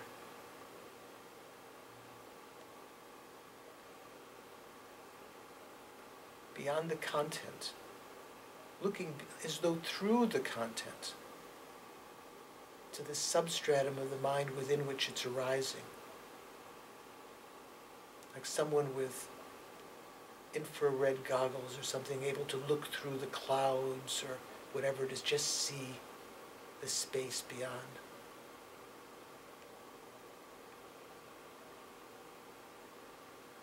And think, this morning we motivated with a special sense of determination to make this morning and afternoon sessions, to listen and participate in them for the purpose of healing ultimately, to make Dharma realizations that could bring about my achievement of nirvana or enlightenment for the welfare of living beings. And by the force of that, I've created virtuous karma this morning and afternoon. Perhaps more virtue than many people just in the morning, just today, than most people accumulate in their entire lives. Vast treasure, not to let just to be abandoned to robbers or beggars of our mind's inclinations, but I'm going to dedicate it, I'm going to seal it in a sense, like funds that we've accumulated that I dedicate to retirement or college education or vacation or something. I'm going to dedicate this merit with a strong determination. May it only ripen in ways that benefit all sentient beings. Now, the only way this karma can ripen on my own continuum, is on my own continuum. How could that bring benefit to all sentient beings? By my achieving higher and higher altruistic states, motivation, higher and higher abilities, clairvoyance, and methods to lead sentient beings. Due to this merit, may it not ripen in any way that does not benefit all sentient beings. So in other words, may it eventually lead to my achievement of enlightenment,